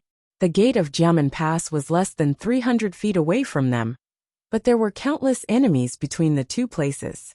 This was a great moat that they had to cross. The power of a catapult was quite terrifying. Not only could it shake the walls of Gemin Pass, but it could also destroy the buildings in the city. A large number of soldiers had gathered in the city to surround and suppress the enemy. The boulders that were thrown out did not even need to be aimed. They would hit the target. Jiang Pingji and the others advanced another 100 feet. Her ferocious fighting ability terrified the enemy, and they almost lost their courage. They thought that the last part of the journey would be extremely fierce, but it turned out to be even easier than before. There were two main reasons for this. First, the range of the catapult was limited. Although it could be thrown into the city, it was not far. The closer Jiang Pingji and the others got to the gate of Gemin Pass, the closer they were to the catapult's shooting range. Second, Jiang Pingji killed too many people. The more enemies she killed, the less the enemies in her way dared to fight her. Jiang Pingji led the remaining 30 people into the city. Li Yin was shocked to find that the city gate had been nailed shut with a thick wooden plank. Even though he was a good-tempered person, he could not help but curse. The viewers in the streaming room were even more furious. It was not easy for them to fight their way out of the city, only to see the city gate nailed shut. How did it feel? For example, a patient was seriously ill. He begged his parents to raise enough money for the operation before the disease worsened, only to find out that the operation fee was not 100,000, but 1,000,000. The impact of falling from heaven to hell was indescribable. Even though Li Yin was a man, he felt hopeless. His eyes could not help but redden. They were only separated by a few feet of thick city wall. Outside the city were their own people, but at such a close distance, they were separated by life and death. "My lord, the city gate has been nailed shut." Li Yin's voice was trembling. It was not a big deal if the generals died in battle, but if they dragged the lord down with them, they would be incompetent. Jiang Pingji glanced at the messy thick wooden plank on the city gate. Her expression became more ferocious and fierce. The viewers in the streaming room were in an uproar. Although they did not participate in the bloody battle, they were worried. They were so close to success, but they did not expect the enemy to play dirty. No wonder there were so many soldiers guarding the city gate. It turned out that they were messing with these things. Jiang Pingji said calmly, "Han Mei, go and command the defense. Try to hold on for a while longer." The city gate was narrow, so they only needed to defend against the enemy from one side. It was very advantageous for them. However, no matter how advantageous it was, they could not hold on for too long. Jiang Pingji bore the brunt of the energy consumption, but the other soldiers were also under a lot of pressure. She could operate like a machine for a long time without her condition deteriorating, but the others could not. "Yes, I will," Li Yin agreed. Even though he did not know what Jiang Pingji was going to do, his lord gave him a great sense of security. What was Jiang Pingji going to do? Tear down the city gate with her bare hands? At that moment Meng Hun, who was outside the city gate, felt his heart palpitate. He had not heard his lord's warning arrow for a long time. It was either inconvenient or thinking of the latter possibility. Meng Hun hurriedly suppressed this terrifying thought. "Impossible. My lord will definitely be blessed by the heavens." At that moment, Meng Hun was extremely regretful. Why did he not strongly dissuade and stop his lord when she was courting death? Gemin Pass was indeed a dangerous pass. Even such a fierce attack could not take down the city wall. The more it was like this, the more anxious he became. The enemy soldiers inside the city were worried about their commander. Wasn't Meng Hun also worried about his lord outside the city? He could only order the attack to continue, his heart filled with apprehension and hope. It was at that moment that the general who stayed behind said fiercely, "They must be killed." He had ordered his men to temporarily seal the city gate. He was prepared to catch Jiang Pingji and the others like turtles in a jar. At that moment, there was a violent tremor under their feet, followed by the sound of the city gate being attacked. Are these people using siege weapons? If that was the case, it would be interesting. The enemy's allies were inside the city gate, so they could kill each other.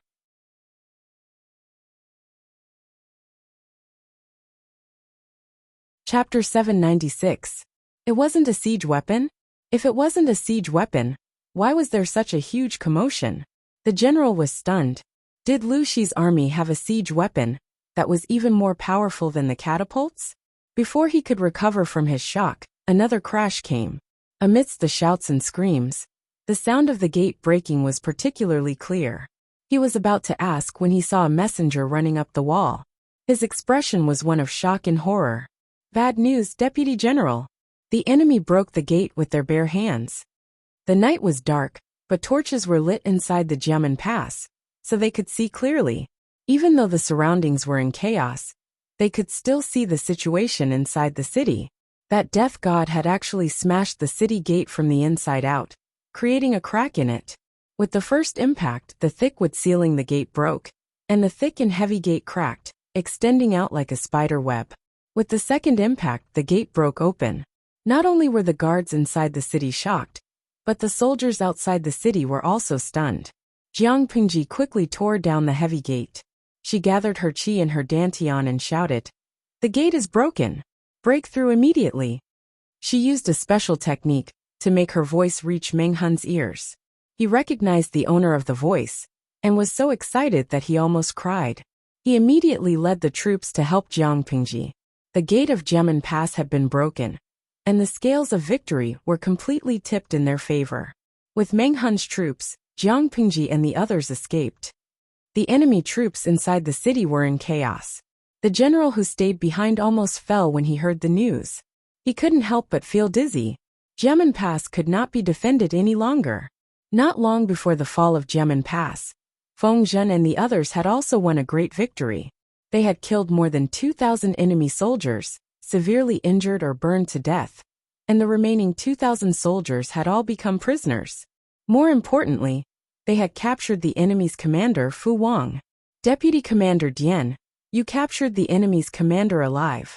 This is a great achievement. Faced with this result, Feng Zhen was both surprised and pleasantly surprised. He praised Dian Yin profusely. He had been wondering if he could capture Fu Wang alive, but he didn't expect Dian Yin to actually do it. Yang Si also smiled and congratulated him. Then he went back to what he had to do. After reorganizing the troops, he still had to support Jiamen Pass. Dian Yin, the one who had made the contribution, had a sour expression on his face. This detail made Feng Zhen suspicious. Vice Commandant Dian? Dian Yin snorted heavily and said, "An unfair advantage." Feng Zhen's smile faded slightly. He said, "The art of war is the art of deception. We have never paid attention to such pretentious fake things." Hearing Feng Zhen's words, Dian Yin knew that the other party had misunderstood. He wasn't saying that the strategist's strategy was too sinister, and that he had an unfair advantage. Dian Yin said, "That Fu Wang is very strange. If not, this general would not have been able to capture him alive." Although he said he was captured alive, his face was somewhat red.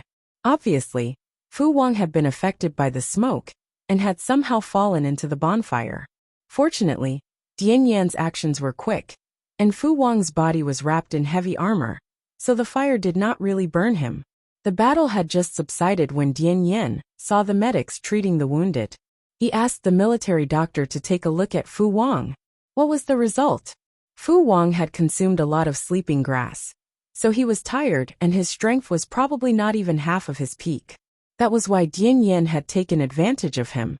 Hearing Dian Yan's words, Feng Zhen smiled and said, "Good luck is also strength.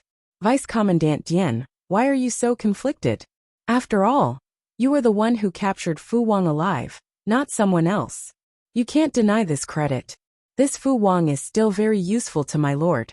Dian Yin initially wanted to cut off Fu Wang's head, but he considered the bigger picture, and did not do it in the end. A commander was different from an ordinary general.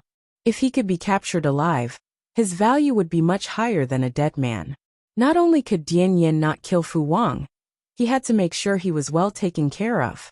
Even if he was a captive, people were divided into different ranks.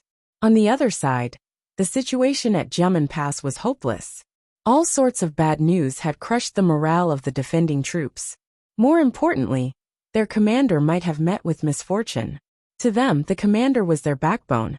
Once he died in battle, their morale would fall to rock bottom. Meng Hun and Li Yun led the troops into Jiamen Pass. As for the troublesome lord, please don't be reckless anymore. My little heart can't take this kind of stimulation. As they wished, Jiang Pingji did not show up during the final stages of the siege. The wounds on her body were only bandaged with a piece of cloth. Although she did not show up, she did not stop there. She led a group of people and rushed into the center of Jiamen Pass. Along the way, they occasionally encountered enemy soldiers who were fleeing in panic. If they resisted, they would be killed. If they surrendered, they would be tied up. Where did Huijun go? Jiamen Pass was in chaos that night. Huijun would be in a dangerous situation. If she was unlucky enough to meet those soldiers who did not care about their lives, thinking of this, Jiang Pingji could not help but quicken her pace. She rushed directly to Fu Wang's former residence. Huijun was well versed in the ways of the world. She was calm and intelligent. She was not one of those reckless, naive girls. It was chaotic outside. If she did not find a place to hide and instead ran around, she would be in big trouble. No matter what kind of group it was, there would always be black sheep, especially in ancient times when the people were of low moral standards. With Huijuan's looks, if she was alone and accidentally met a villain, she would be in a dangerous situation. Huijun. The army had taken over the area, so Jiang Pingji could move around freely. After searching for a while, she finally found some traces of Fu Wang's sleeping quarters. Looking at the scattered hairpins and clothes on the ground, Jiang Pingji's face suddenly darkened. Her eyes were full of murderous intent. At that moment, she heard Huijun's timid voice. "Is that Lang Jun?" Jiang Pingji followed the voice and finally found Huijun in a very secluded corner. "Who did this?" Jiang Pingji's voice was cold as if ice had been mixed in it. Huijun was wearing a loose linen undershirt that was not even properly buttoned. Her lips were slightly swollen, and there were tear stains at the corners of her eyes. The ambiguous marks on her neck and collarbone were particularly obvious. Even a blind man could see what she had been through. "Who did this?" Jiang Pingji asked again when Huijun did not answer. Only then did Huijun move her stiff and curled legs. She crawled out of her hiding place with a smile on her face. "Did Lang Jun win?" Jiang Pingji felt as if someone had stabbed her in the heart. She felt both helpless and heartbroken. "One. You're really stupid." Jiang Pingji was good at deducing the truth from the smallest details. She could guess who had touched Huijun after thinking about it calmly. "Lang Jun, why are you saying this?" Huijun lowered her head. The hair on her forehead fell and covered a patch of shadow. She said, "I'm useless. After thinking about it, it seems that this is the only way I can help Lang Jun. Moreover, I did it willingly. It's not okay even if I did it willingly. She was a person, not a commodity." Huijun sighed. She said, "Lang Jun, to tell you the truth, I really don't feel wronged. Others don't say anything about my situation. But what would they think? I know very well. I can't marry anyone in this life. And it's even more impossible for me to be a concubine. But if I'm alone for the rest of my life, I feel that the days ahead are long and unbearable. If it's possible, I want to be willful for once and make my own decisions." She caressed her lower abdomen and looked at Jiang Pingji with her eyes shining.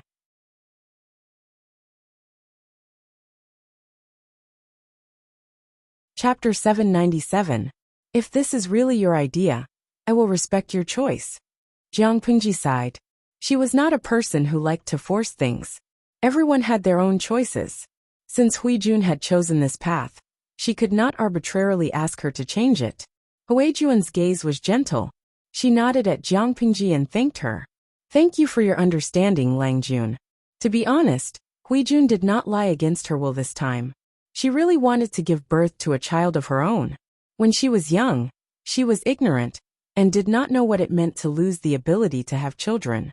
But to this day, she still remembered the scene of her birth mother forcing her to be drugged. That crazy woman even tied her hands and feet and pressed down hard on her lower abdomen. The heart-wrenching pain that spread throughout her entire body still made her tremble uncontrollably when she recalled it in her dreams. After a few times, Huijun's body was completely ruined. It was impossible for her to have children again. That was the wound in Huijun's heart. It could not heal for a long time.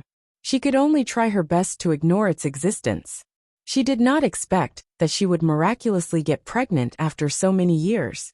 If the child's father was not the late emperor of Dongqing, Huijun would have had the urge to give birth to the child. However, she could only laugh bitterly and use the child in her womb to get rid of the second prince's wife, Anyina. Since then, Huijun knew that her broken body had completely recovered. Her lost ability to have children had also returned. That meant that she could use a man to get pregnant and give birth to a child that was related to her by blood. Seeing that Huijun had made up her mind, Jiang Pingji could only support her. However, getting pregnant is not something else. How can you guarantee that you will get pregnant in one go? If it was in her era, she could directly go to a specialized institution for a minor surgery if she wanted to have a child. However, it was different in this era. The fertility method was still the most ancient and primitive. There was a certain probability that a woman could get pregnant after a man and a woman had intercourse. Huijun lowered her head and said in a voice as soft as a mosquito, "I used the easy pregnancy pill that you gave me earlier." Easy pregnancy pill? Jiang Pingji furrowed her brows. She remembered that it had fallen into Lu Huan's hands. Why did Huijun have it too? she asked directly. Didn't I ask you to pass the easy pregnancy pill to Lu Huan? Hui Jun explained. The easy pregnancy pill was indeed in Lu Huan's hands. But do you know what she did after getting it? What did you do? Hui Jun said. Lu Huan has always been on guard against me. Naturally, she would not easily consume the elixir. This person was naturally vicious. He actually ground some medicinal powder, mixed it in his food, and gave it to a woman who did odd jobs several times. In order to verify the miraculous effects of the pill, she even sent someone to secretly defile the woman. The woman did not have any children for 3 years after she married into her husband's family. But a month after that incident, the woman's pulse of pregnancy was diagnosed. To be able to make a woman who had not had any movement for 3 years pregnant in one go, the effect of this medicine was too shocking. Hui Jun thought of her own situation. For some strange reason, she secretly kept some medicinal powder for the elixir. After listening, Jiang Pengji understood what was going on. This thing can indeed allow a woman's body to enter the best state of pregnancy, greatly increasing the chances of conceiving. In other words, as long as her luck wasn't too bad, Hui Jun would soon become a mother. In order to reform Hui Jun's body, Jiang Pengji had used up all the cards in the system. This system card was completely different from the skill books sold by the system. The skill books sold by the system were made from the soul of the previous host, extracting the memories related to the skill from the soul. When the host used the skill books, they actually merged with this part of the soul and seamlessly received the memories contained in it. In essence, the system card was a condensation of pure energy. It was beneficial and harmless to the human body. It was a completely different concept from the skill books. However, she still had a question. Why did it have to be Fu Wang? Fu Wang's position was completely hostile to Jiang Pengji. She was pregnant with Fu Wang's child. Wasn't she afraid that Jiang Pengji would be disgusted? Faced with this question, Hui Jun hesitated for a while before revealing the truth. I have no intention of telling the child the truth about her father. Apart from her and Lang Jun, no one else would know about this. Jiang Pengji asked. You don't intend to let Fu Wang know? Hui Jun was stunned for a moment. She asked with uncertainty, will the Lord let that person live? She thought that Fu Wang would definitely die. Jiang Pengji was speechless. She had an inexplicable impulse to sympathize with Fu Wang. No matter what, he is a valiant general. If we can recruit him, of course we won't kill him. If Fu Wang died in battle, it would be difficult to recruit his old subordinates. It might even be a ticking time bomb. No matter what, Fu Wang's value alive was far greater than his value dead. Therefore, it was Hui Jun's turn to be stunned. What should she do if things went beyond her expectations? After a while, she looked down at her right hand caressing her abdomen. Her expression was particularly interesting. Then what should we do? Her face was pale, and her swollen lips had lost their color. If Fu Wang died, there would be no evidence. But if he was alive, it would be awkward. Don't be afraid. I'm here. Jiang Pengji comforted Hui Jun to prevent her from doing something stupid.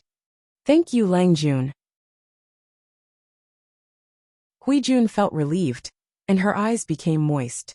Silly girl. Jiang Pengji rubbed her long hair with a smile. Tidy up. It's still chaotic outside. Don't run around. Although they had conquered Gemin Pass, it was still very dangerous outside. If Hui Jun ran around, she could easily get into trouble. Okay. Hui Jun nodded obediently. After settling her down, Jiang Pengji sent some people to guard the place to prevent the army from attacking. My lord, great news. Meng Hun was overjoyed from afar. He said to Jiang Pengji, Deputy Commander Dian has captured Fu Wang alive.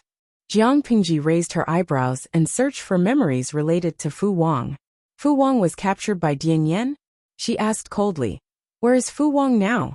While Jiang Pengji was looking for Hui Jun, Feng Zhen and the others had already gathered their troops and rushed over. They didn't expect their lord to be so efficient. She didn't even give them a chance to help. Meng Hun was so excited that he didn't notice Jiang Pengji's abnormality. He's been captured, but... Meng Hun frowned and said doubtfully. But the military doctor said that Fu Wang ate a lot of sleeping grass powder by mistake. He won't wake up until the next day. Jiang Pingji stopped in her tracks and asked in surprise. Fu Wang ate sleeping grass by mistake. Meng Han nodded and said with certainty. The doctor diagnosed him several times. He did eat sleeping grass by mistake. Meng Han was also confused. Fu Wang wasn't a careless person. He was very particular about his diet. It was impossible for him to eat sleeping grass by mistake. Could it be that the rumors had worked? Did the soldiers close to the Mengs drug him and plot against him?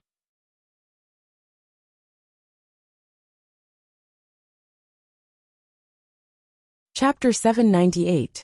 After successfully breaking through Jiamen Pass, Jiang Pingji ordered the army to rest and reorganize within the pass, and clean up the battlefield.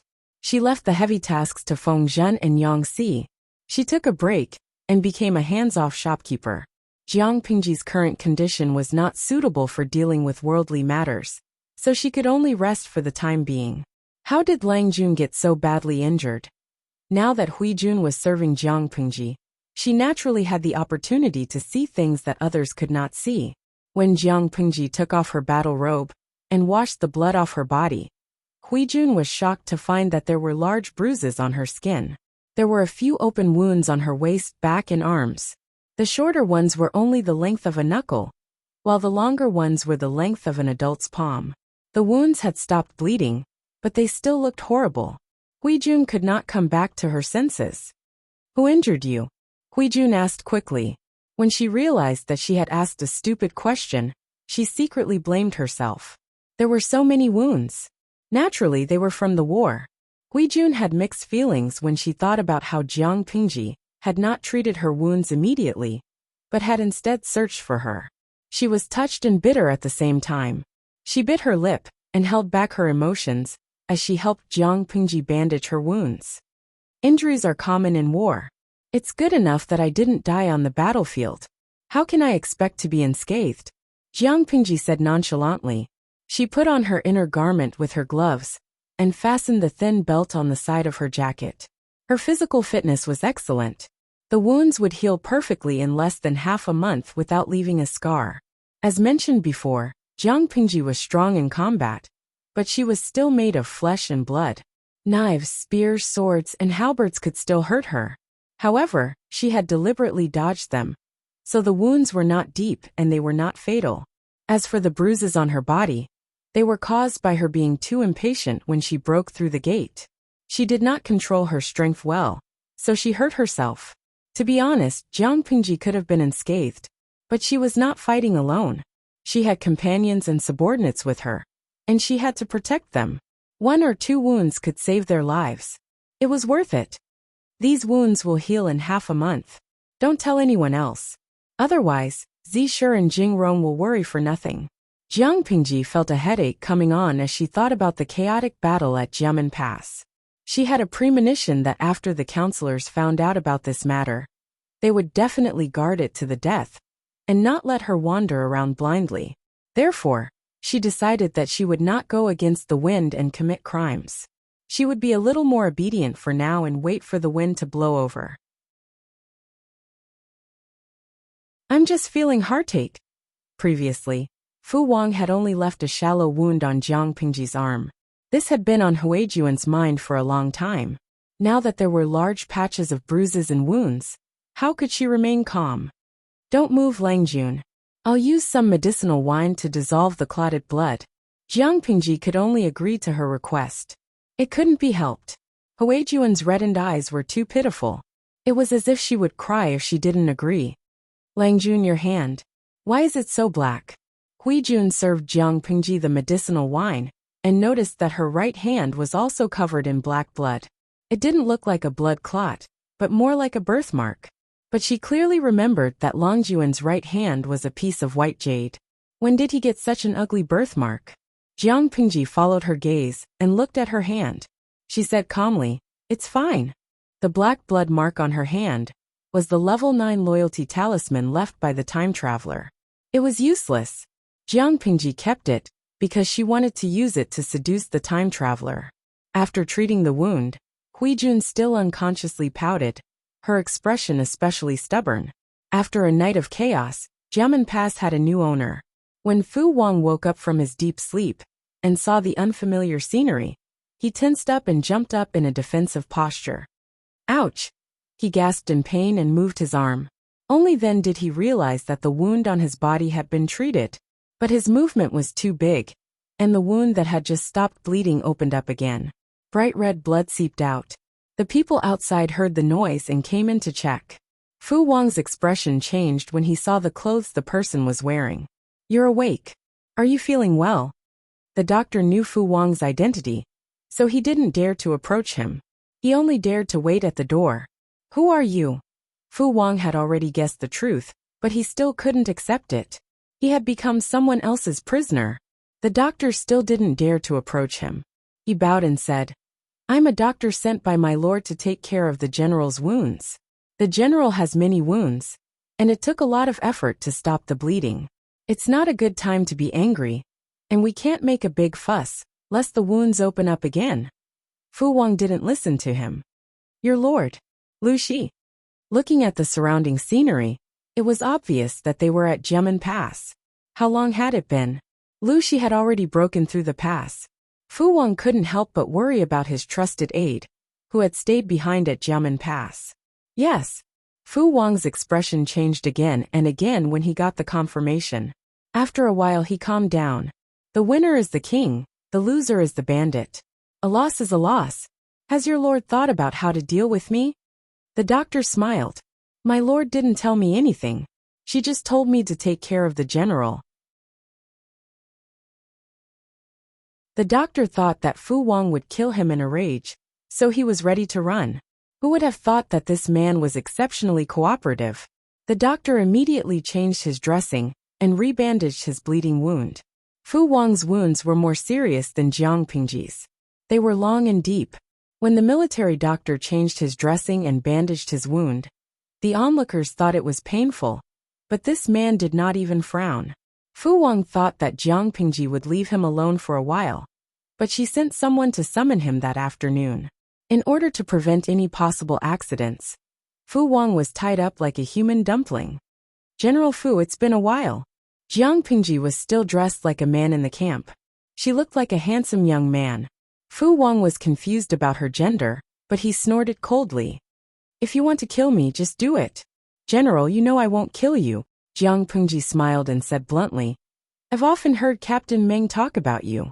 He said that you're the best general in the Mengs. Now that you've fought with me, you live up to your reputation. If you didn't have the upper hand, who would be the prisoner now?" "General Fu Wang, you're so talented, but you're willing to work for the Mengs. Isn't it a waste?"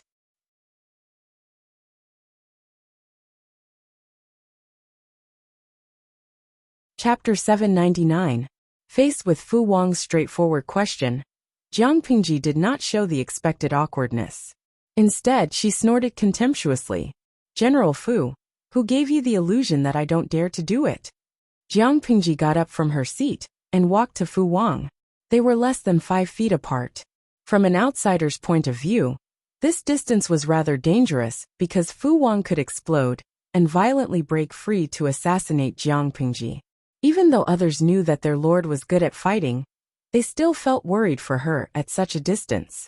Undoubtedly, Jiang Pingji's answer was beyond Fu Wang's expectation. He looked surprised. What was even more surprising was that Jiang Pingji helped him to free himself. Fu Wang could not help but waver. A fine bird chooses a good tree to nest in. So what if I have 3 masters? Jiang Pingji threw away the hemp rope in her hand and freed Fu Wang. The Mengs are just incompetent villains. They put you in an important position on the surface, but they are always on guard. Don't you feel wronged working for such villains? Outsiders say that the Mengs are very good to you. I think you know the details better than anyone else. Fu Wang snorted, and did not take her provocative words to heart. Jiang Pingji's words hit his sore spot. He had been suffering under the Mengs, but it was not enough for him to give up the Mengs and go to a new master. They seemed to like each other, but they had reached a tacit understanding in secret. If he went to a new master, would Fu Wang get the same attention? It was easy to talk, but it was another thing to do. He had seen this kind of recruitment trick many times. "I am a rough man who doesn't have much education. I don't know how to use flowery words. If you have something to say, just say it. You don't have to beat around the bush. Fu Wang did not fall for the common trick of stepping on the Mengs and flattering himself. To put it bluntly, the Mengs were trash, but the person in front of him was a fairy. No matter how bad the Mengs were, he had given Fu Wang benefits. Fu Wang did not expect the Mengs to treat him as a confidant anyway. In his opinion, if Jiang Pingji really wanted to recruit him, she should show him the truth instead of talking nonsense. In Fu Wang's eyes, whether it was to trample on the Mengs or to flatter himself, it was all self-promotion and self-flattery. Who didn't know how to brag and talk big? Who didn't know how to do that? Meng Zhan often talked about his ancestor, Meng Jing, who was a few generations away, to increase his value and popularity. Fu Wang was a stubborn person. Ordinary methods of recruitment were useless in front of him. Some people could be conquered with ideals and blueprints, because these people paid more attention to the satisfaction of the spiritual level, and words could move them more than money. However, there were some people who were completely realistic. Benefits were only good if they could get their hands on them. There was no use talking. Jiang Pingji rolled her eyes and changed her strategy. General Fu is a straightforward person. Since that's the case, I won't beat around the bush. Jiang Pingji smiled at Fu Wang and said, General, you are now my prisoner. Not only you, but also your trusted subordinates. If the Mengs send someone to ransom the prisoners, even if they can leave, you can't. There are only two options for you. One is to kill yourself, and I will tell the public that you are loyal and unyielding.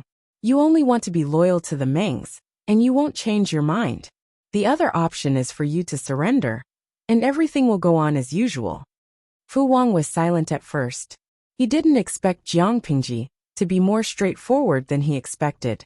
When he realized it, his expression became gloomy. Governor of Liuzhou, do you mean to die or surrender?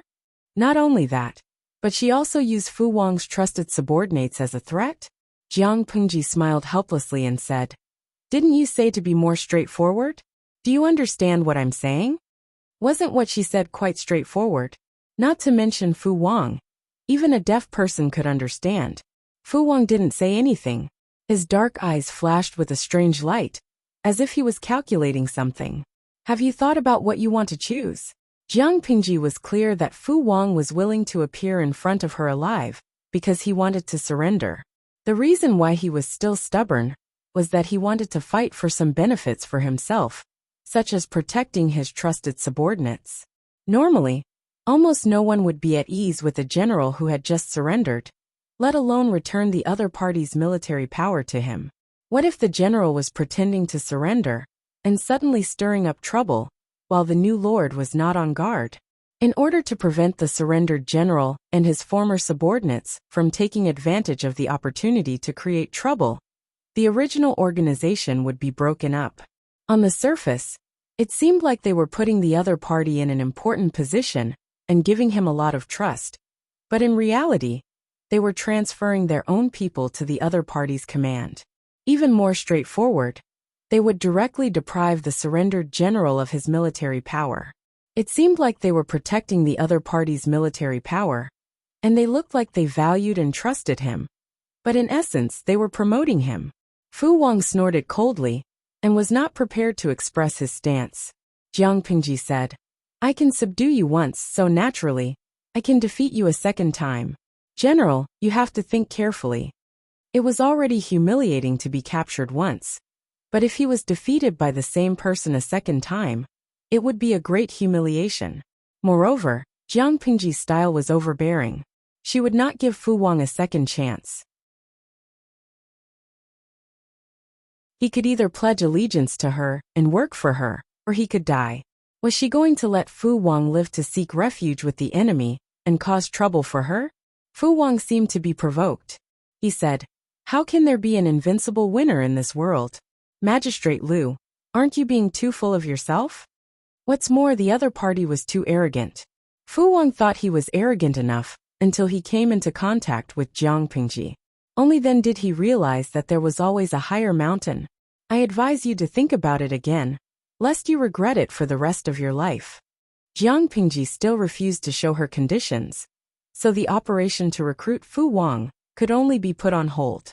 When Fu Wang was taken away to recuperate, Jiang Pingji's expression darkened. She muttered, "I really want to cut him with a knife. He's not pleasing to the eye no matter how I look at him." Meng Han, who was beside her, said, "Why won't you say it directly?" The quality of the soldiers under Fu Wang was very good, but they were used to Fu Wang's leadership and had a tacit understanding with each other. If this group of soldiers was thrown to other generals to command, they might not even be able to exert half of their combat power. Jiang Pingji had decided to retain Fu Wang's military power from the beginning. This condition should be very attractive to Fu Wang. But why did his lord refuse to say it? Drag it out and grind down his arrogance. Jiang Pingji said calmly, as if this was the truth. In reality, she simply didn't like Fu Wang. Meng Han actually believed Jiang Pingji's reason and nodded in agreement. That's good too. Fu Wang gets whatever he wants in the Mengs. He's usually quite arrogant. In order to win him over, the Mengs rarely say no. Meng Han secretly shook his head. Let's put him aside for now. Maybe it can grind down his arrogance. His lord was different from the Mengs. It was unlikely that she would agree to Fu Wang's request.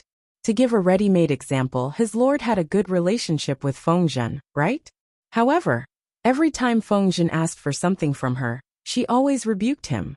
If Fu Wang didn't change this bad habit after he surrendered, he would sooner or later have a conflict with his lord.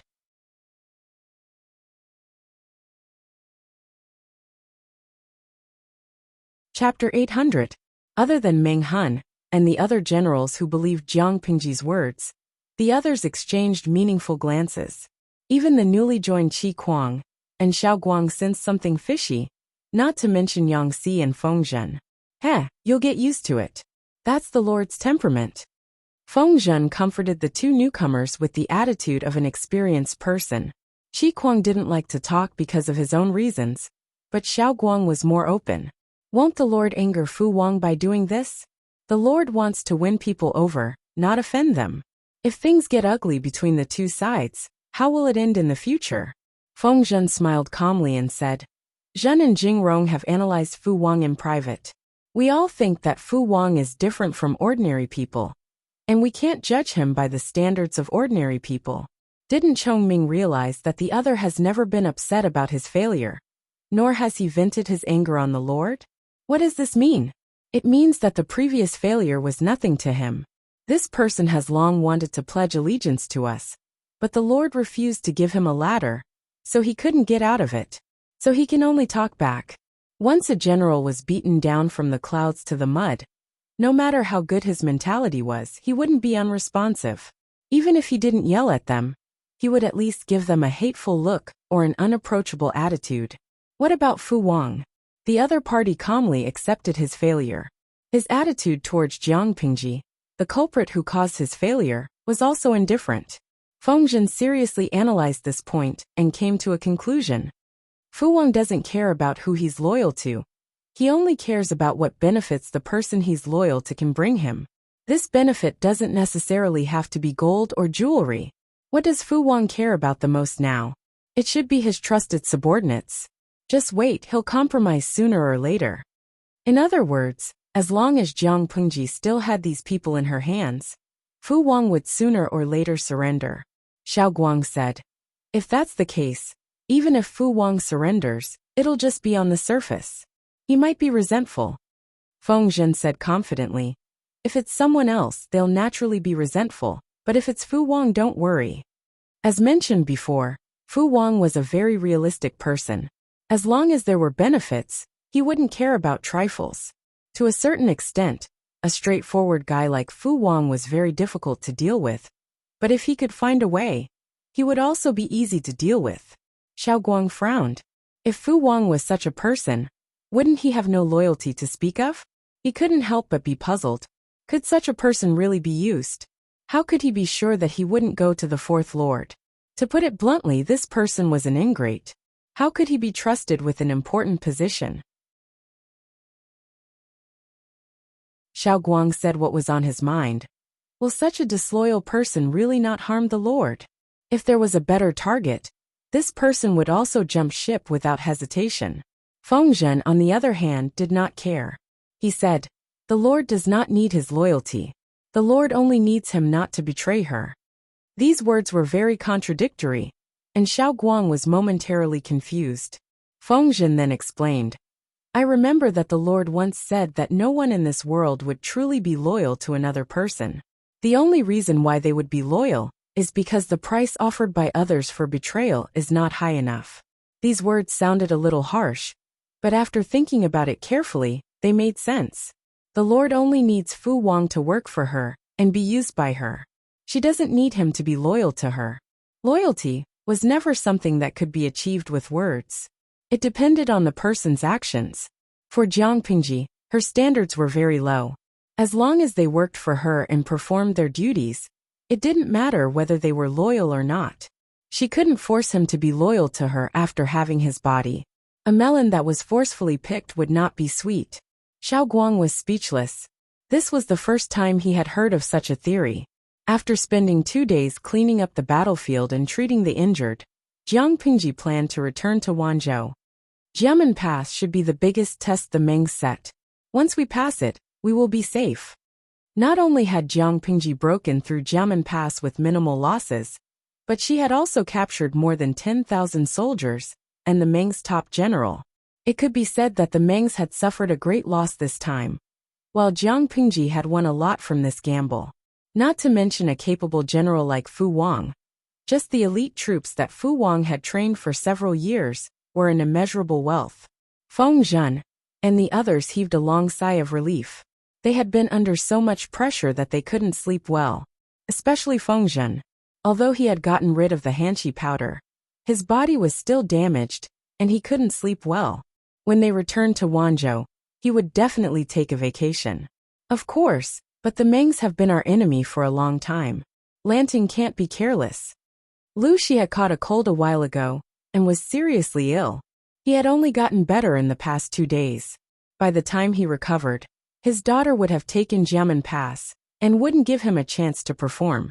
Father, don't worry. I will be careful. As long as they entered the northern part of Dongqing, it would be the same as returning home. The Mengs would not be able to help. When Jiang Pingji led her troops through Jiamen Pass and marched north, the news of Jiamen Pass had spread throughout Dongqing. Fu Wang had a total of 25,000 soldiers, and they had the advantage of a dangerous pass. Without more than 50,000 soldiers and sufficient supplies, how could they break through the pass? Go home, wash up and sleep. It's much faster to daydream. Jiang Pingji only had 30,000 soldiers, and most of them were Lu Shi's. They didn't have much supplies. But the result? She had only sacrificed 3,000 soldiers to break through the Jiamen Pass and capture Fu Wang and his 10,000 elite soldiers. What kind of impressive battle record was this? When the news spread to all the forces in Dongqing, everyone turned their attention to the Mengs. The Mengs were the biggest losers in the battle. They had lost both their generals and their soldiers. How furious Meng Zhan would be, and how furious Prince Changsha would be. Just imagining it made them feel good. If they could see it with their own eyes, it would be a great show. It was 10 days after the battle at Jiamen Pass when Huang Song received the news. Lanting is really something. I can't believe the Mengs suffered such a great loss. I'm so happy. Huang Song smiled as he entered the government office, holding the bamboo slip that recorded the battle. My lord, what happened? Everyone was confused. They didn't know what had happened to Huang Song that made him so happy. Huang Song handed the bamboo slip to Feng Zhu and said, Huaijie, you'll know when you read it. Lanting is going to be famous. Feng Zhu opened the battle report. There were only a few numbers written on it. After reading it, Feng Zhu handed the report to Cheng Jing and the others. Cheng Jing had a plan after reading it. Everyone's attention was attracted by the content. Cheng Jing remained calm, because he saw something else. The chief of Wulong County in Haozhou is dead. His only bloodline and remnants are still in Lu Shi's hands. Haozhou was Huang Song's base and Wulong County was also his territory. Huang Song's smile disappeared. That's right. But I'm afraid Lanting won't be easy to deal with. We don't know what her attitude is. It's not right to go to her. They still didn't know what Jiang Pingji's attitude was. Did she want to use the remnants of Wulong County to intervene in Haozhou? Or did she want to let them run their own course?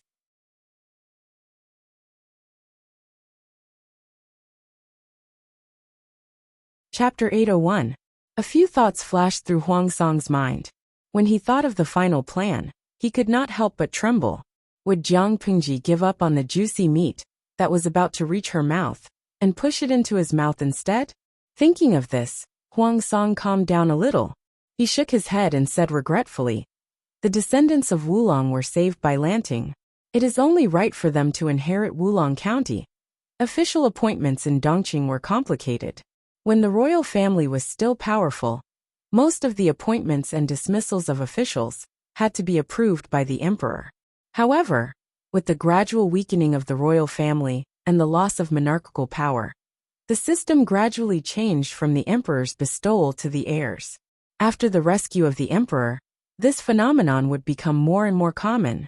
What did it mean that Jiang Pingji had the descendants of Wulong County in her hands? It meant that the descendants in her hands were the first heirs of Wulong County. Huang Song was just an outsider who coveted the power.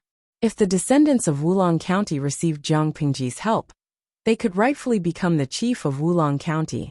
At that time, if Huang Song wanted to touch Wulong County again, he would have to face Jiang Pingji. If Huang Song was afraid of fighting, afraid of his opponent, and did not want to face Jiang Pingji so soon, he could only choose to endure and watch as Jiang Pingji extended her hand into his territory. But how could he allow someone else to sleep next to his bed? If Jiang Pingji really did that, she and Huang Song could only maintain a superficial harmony. Sooner or later, they would break up because of this. Cheng Jing also understood Huang Song's worries.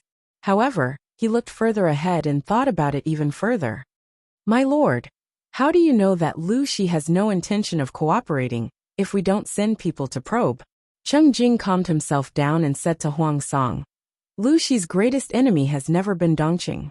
Her threat comes from the 3 tribes of the northern borderline. As long as the 3 tribes of the northern borderline are not destroyed, she will not be able to rest in peace. Even an eagle needs to use its full strength to catch a rabbit, much less the northern borderline." When Huang Song understood the meaning behind Cheng Jing's painting, he suddenly felt enlightened. Why was he so muddle-headed? The 3 tribes of the northern borderline were not easy enemies.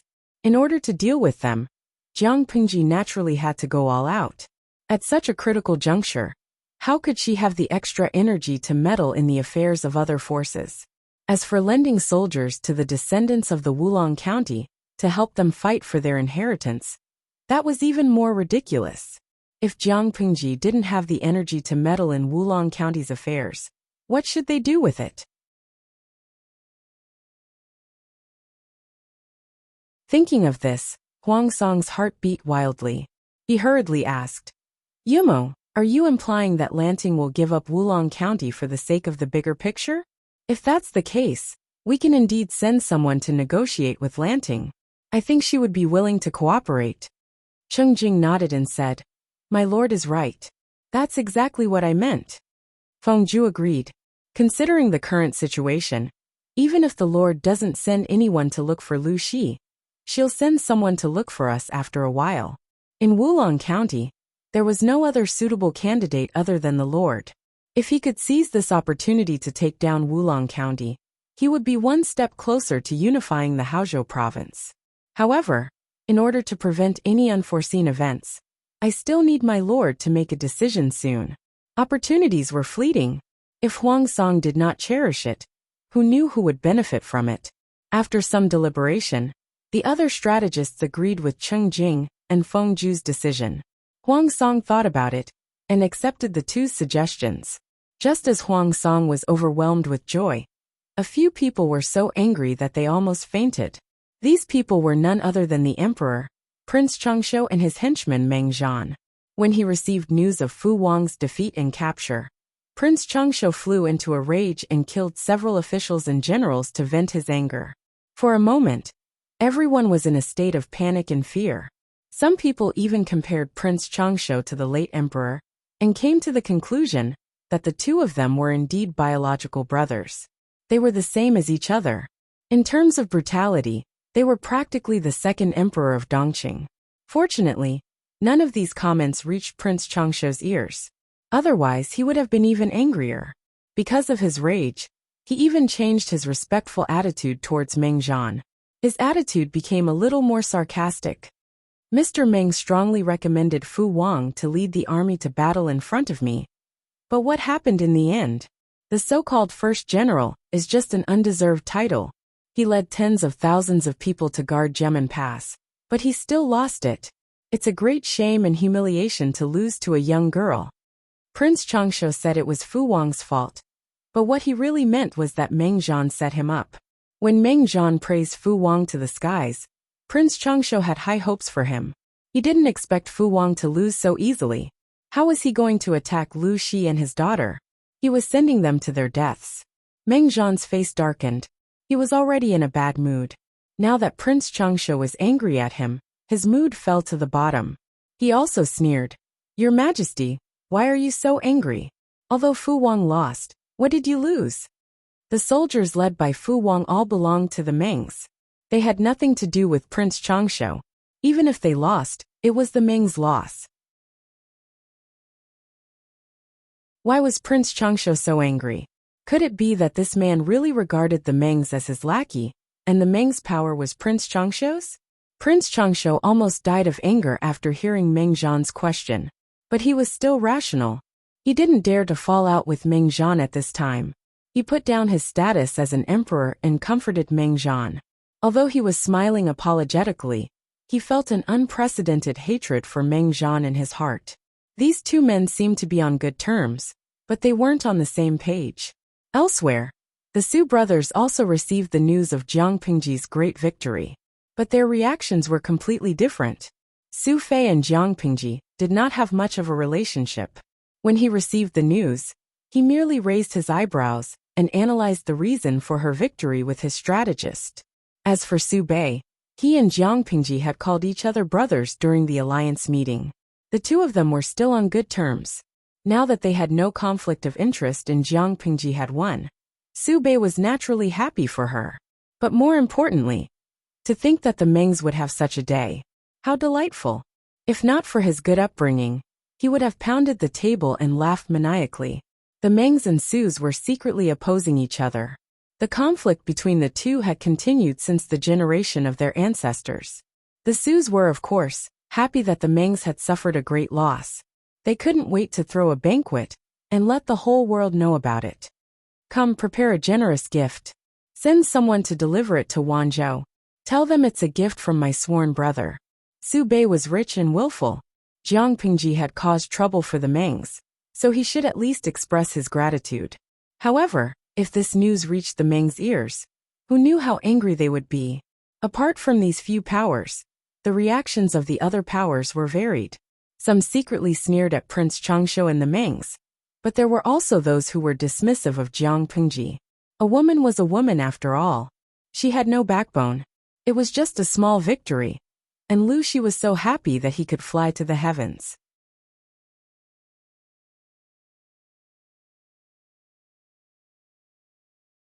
Chapter 802.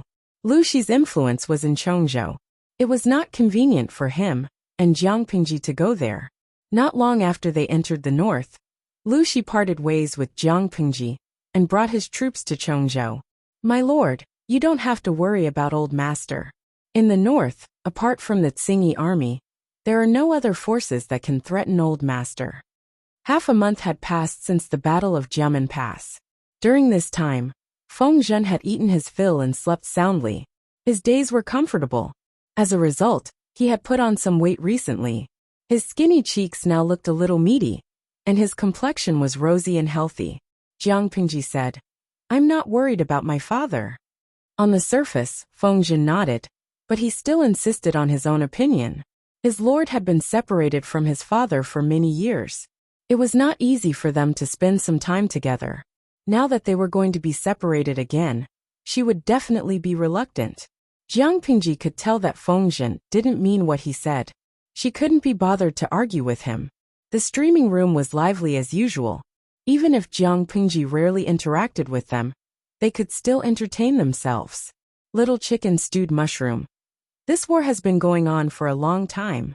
I remember that the streamer had just left for the Alliance conference, right before Chinese New Year last year. Now that she's back, it's almost summer. Now that I think about it, it's been half a year.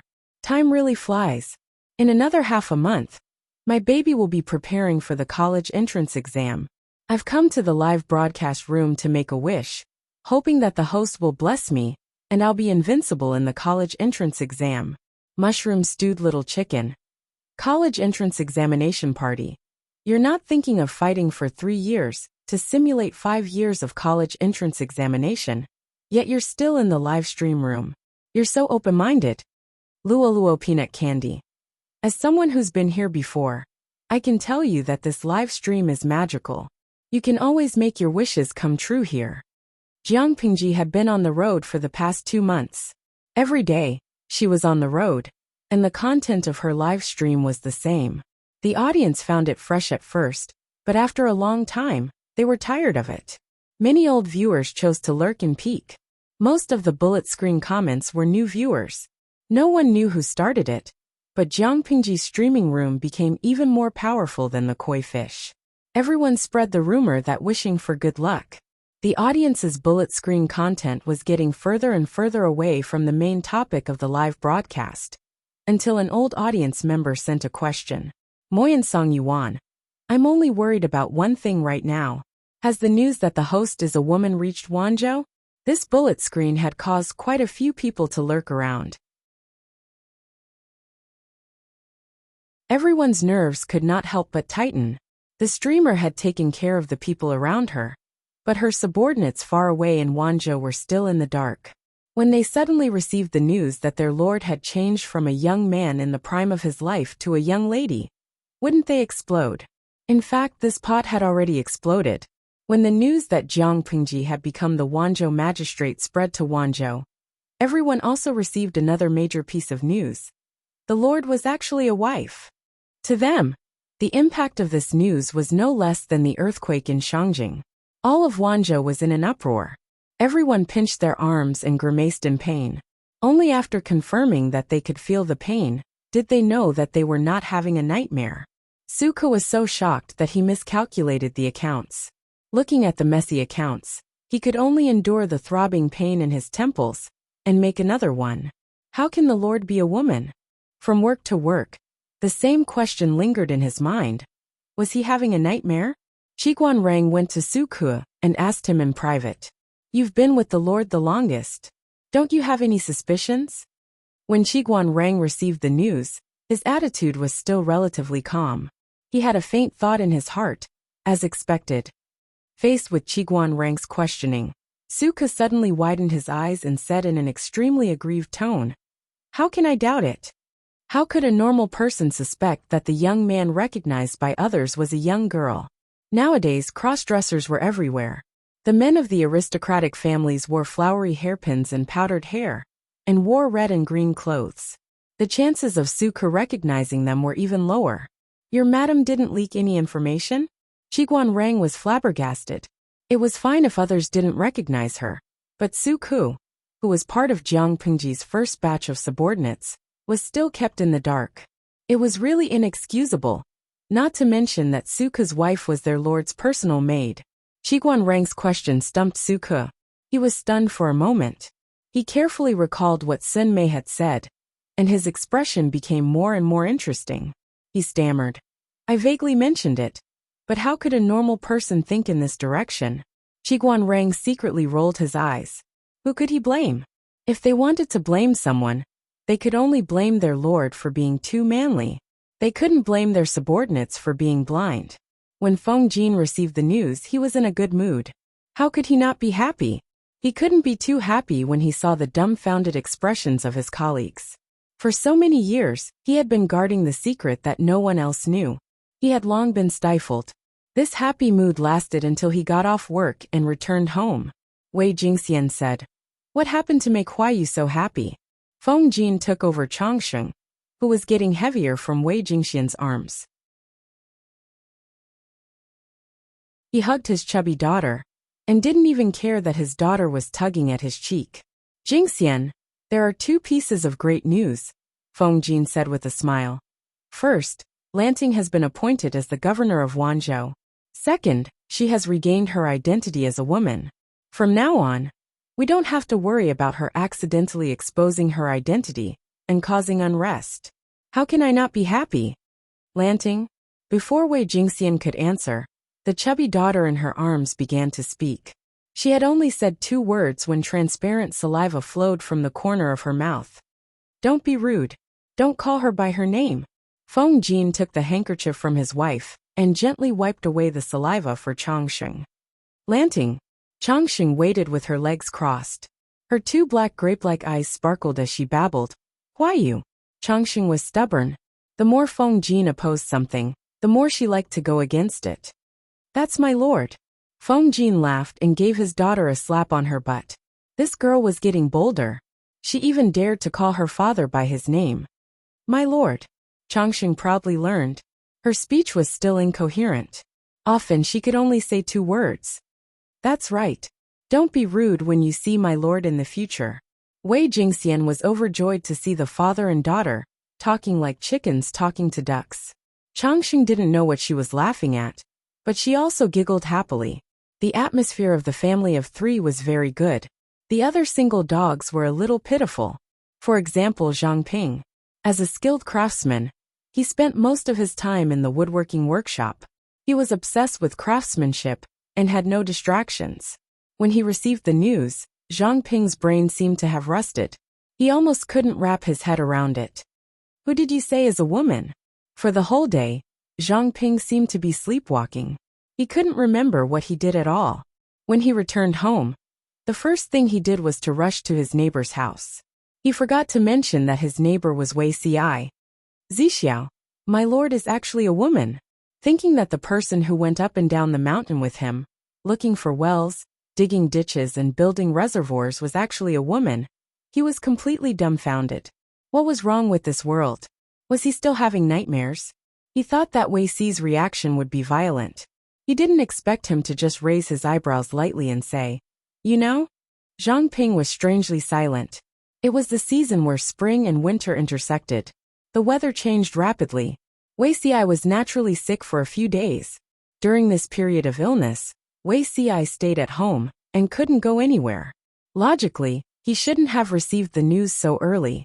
In other words, Wei Xiai had long known that Lu Shi was a woman. That was why his reaction was so calm. You, when did you know? A bold guess emerged in Zhang Ping's mind. Wei Xiai said lightly, I knew when Jishan's hot spring came. So early. Zhang Ping's face twitched.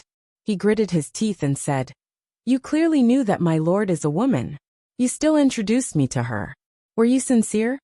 Wei Xi's expression changed. He started coughing hysterically. He looked like he didn't have long to live. After a while this guy started pretending to be dead. Zhang Ping was speechless.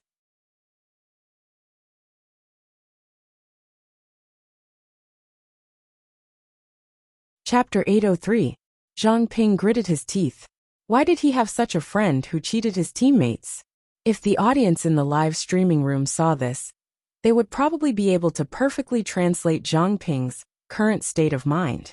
Hashtag every time I get cheated, I see my colleague pretending to be dead. Hashtag Wei Xiai. With your acting skills, it's such a waste not to work in the entertainment industry. Hashtag Zhang Ping looked at Wei Xiai, who was pretending to be dead, and spoke in an unfriendly tone. Wei Zixiao, you're still pretending?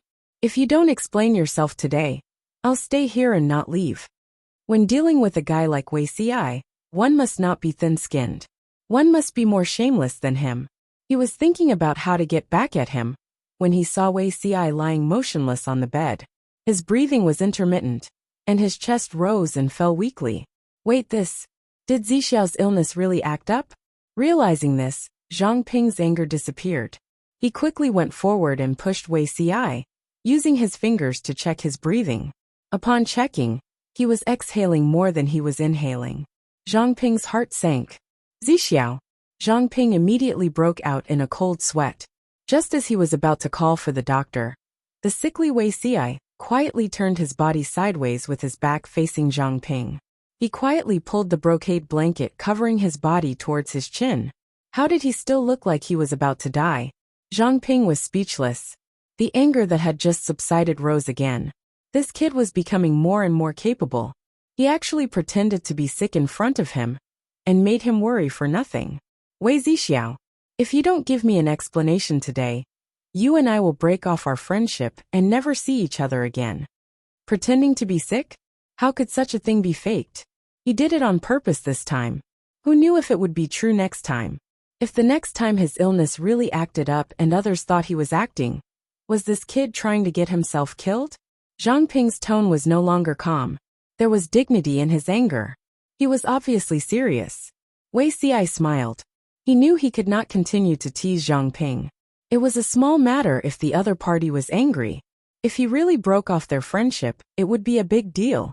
He sat up with difficulty. His face was pale as usual. His lips were an unhealthy greenish white. He looked sickly. I'm indeed sincere. Wei Xi shamelessly admitted it. He asked, will Shiheng blame me for saying this? Zhang Ping calmed down a little. He had nothing to say in response to Wei Xi's question. To be honest, Zhang Ping would definitely not blame Wei Xi. What's done can't be undone. What's the use of blaming you?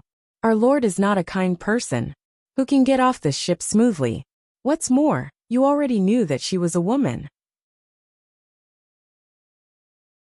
After some consideration, you still chose to assist her. It can be seen that in your eyes, this lord is much better than ordinary feudal vassals. It's obvious that she's the wise ruler you've been searching for. I trust your eyes too. Zhang Ping and Wei Xi had known each other for many years. He was well aware of the latter's ambitions and aspirations. He was even more aware that Wei Xi's ideal ruler was too idealistic. He thought that Wei Xi would delay his official career until he was 30 years old. He did not expect that this guy would rush to the north in a hurry after receiving news of the earthquake in Shangjing. Out of worry for his friend, Zhang Ping escorted Wei Xi along the way. He was also puzzled along the way. What kind of person could make Wei Xi disregard his health and life and drag Chen Ke's sick body to seek refuge with them? When he saw Jiang Pingji, Zhang Ping did not feel much at first. It was only after several interactions that he realized that Wei Xi had found the right person. The wise ruler that Wei Xi was looking for was not only an ambitious and ruthless person who could run amok in a chaotic world, but also someone who had a benevolent and loving heart. Zhang Ping sighed. He lifted this matter up high and gently put it down, letting Wei Xi off the hook. If you had known about this a long time ago, you would have at least revealed some information to me. Then I wouldn't be in such a sorry state today. Zhang Ping thought of his absent-minded state today and felt gloomy again. You didn't say anything, because you were waiting for this day. You're happy to see others startled, aren't you? The feeling of knowing that no one else knew, and only he could not feel too good. I've really wronged Ci. I wanted to say it in the past, but the time was not right. I could only delay it again and again. Zhang Ping suddenly chuckled. If he believed one more word from Wei Xi, he would write his name backwards. Wei Xi had been sick for the past few days. He was not well informed about the outside world. Shiheng, you said that the Lord's secret has been spread to everyone. What's the attitude of the others? Other than Feng Jin, who was in the know, the others were kept in the dark. Hearing such explosive news for the first time, he didn't know if they could accept it. Zhang Ping thought about it and briefly described the reactions of the others. Most of them were surprised, and a few were frightened. As for the chaos that Wei Xi was worried about, there had been no signs of it so far. After listening, Wei Xi was relieved. Zhang Ping comforted him. Almost none of the people who serve the Lord are pedantic. Huayu, who has the strictest rules, reacted very calmly today. It seems that the Lord's gender cannot shake their loyalty. You don't have to worry about these people, but the people of Wanzhou. Jiang Pingji's subordinates were carefully selected. It was impossible for them to betray her, just because she was a woman. However, it was hard to say for the ordinary people. They were the group that was most easily fooled by public opinion. They could be used as weapons if they were not careful. Wei Xi said. After the Lord left, all parts of Wanzhou were hurriedly selecting female soldiers to fill the women's camp. I even asked storytellers to write stories to promote the merits of the women's camp. After half a year, the people have already accepted it. When the Lord becomes a woman, they will at most cherish it for a while. Zhang Ping listened and nodded repeatedly. The atmosphere in Wanzhou was indeed more open-minded than in other places. Speaking of this, when will you finish writing the story? Zhang Ping frowned, and could not help but urge him to update. Wei Xi's expression changed. His eyes drifted, and he said, "Isn't I still sick?" He knew Jiang Pengji's plan and knew when she planned to restore her identity as a daughter. In order to minimize the impact, Wei Xi had thought of many ways. Expanding the scale of the women's camp and selecting female soldiers in Wanzhou was one of the solutions. To be on the safe side, he also thought of another way: controlling public opinion with entertainment. Speaking of which, he had learned this method from Her Majesty. Compiling a story in the marketplace and having storytellers tell stories in tea houses and taverns, using catchy, easy-to-understand books to attract ordinary people. Through this method, he could achieve the effect of controlling public opinion. It was an era where entertainment was scarce. Only high-ranking officials and nobles had the right to enjoy singing and dancing activities. The entertainment life of the people was almost zero. Even activities such as performing on the streets had not become popular yet. Under such conditions, the power of Wei Xi's move was huge. It was comparable to a nuclear bomb. Every day, there were people who persevered in waiting, surrounding the tea houses and taverns so tightly that not even a drop of water could trickle through. They eagerly waited for the content of the story to be serialized. You're tuning in to the Li Mei's Wuxia Whispers YouTube channel. We're so grateful for your support, and don't forget to subscribe to join us on this incredible journey through captivating stories.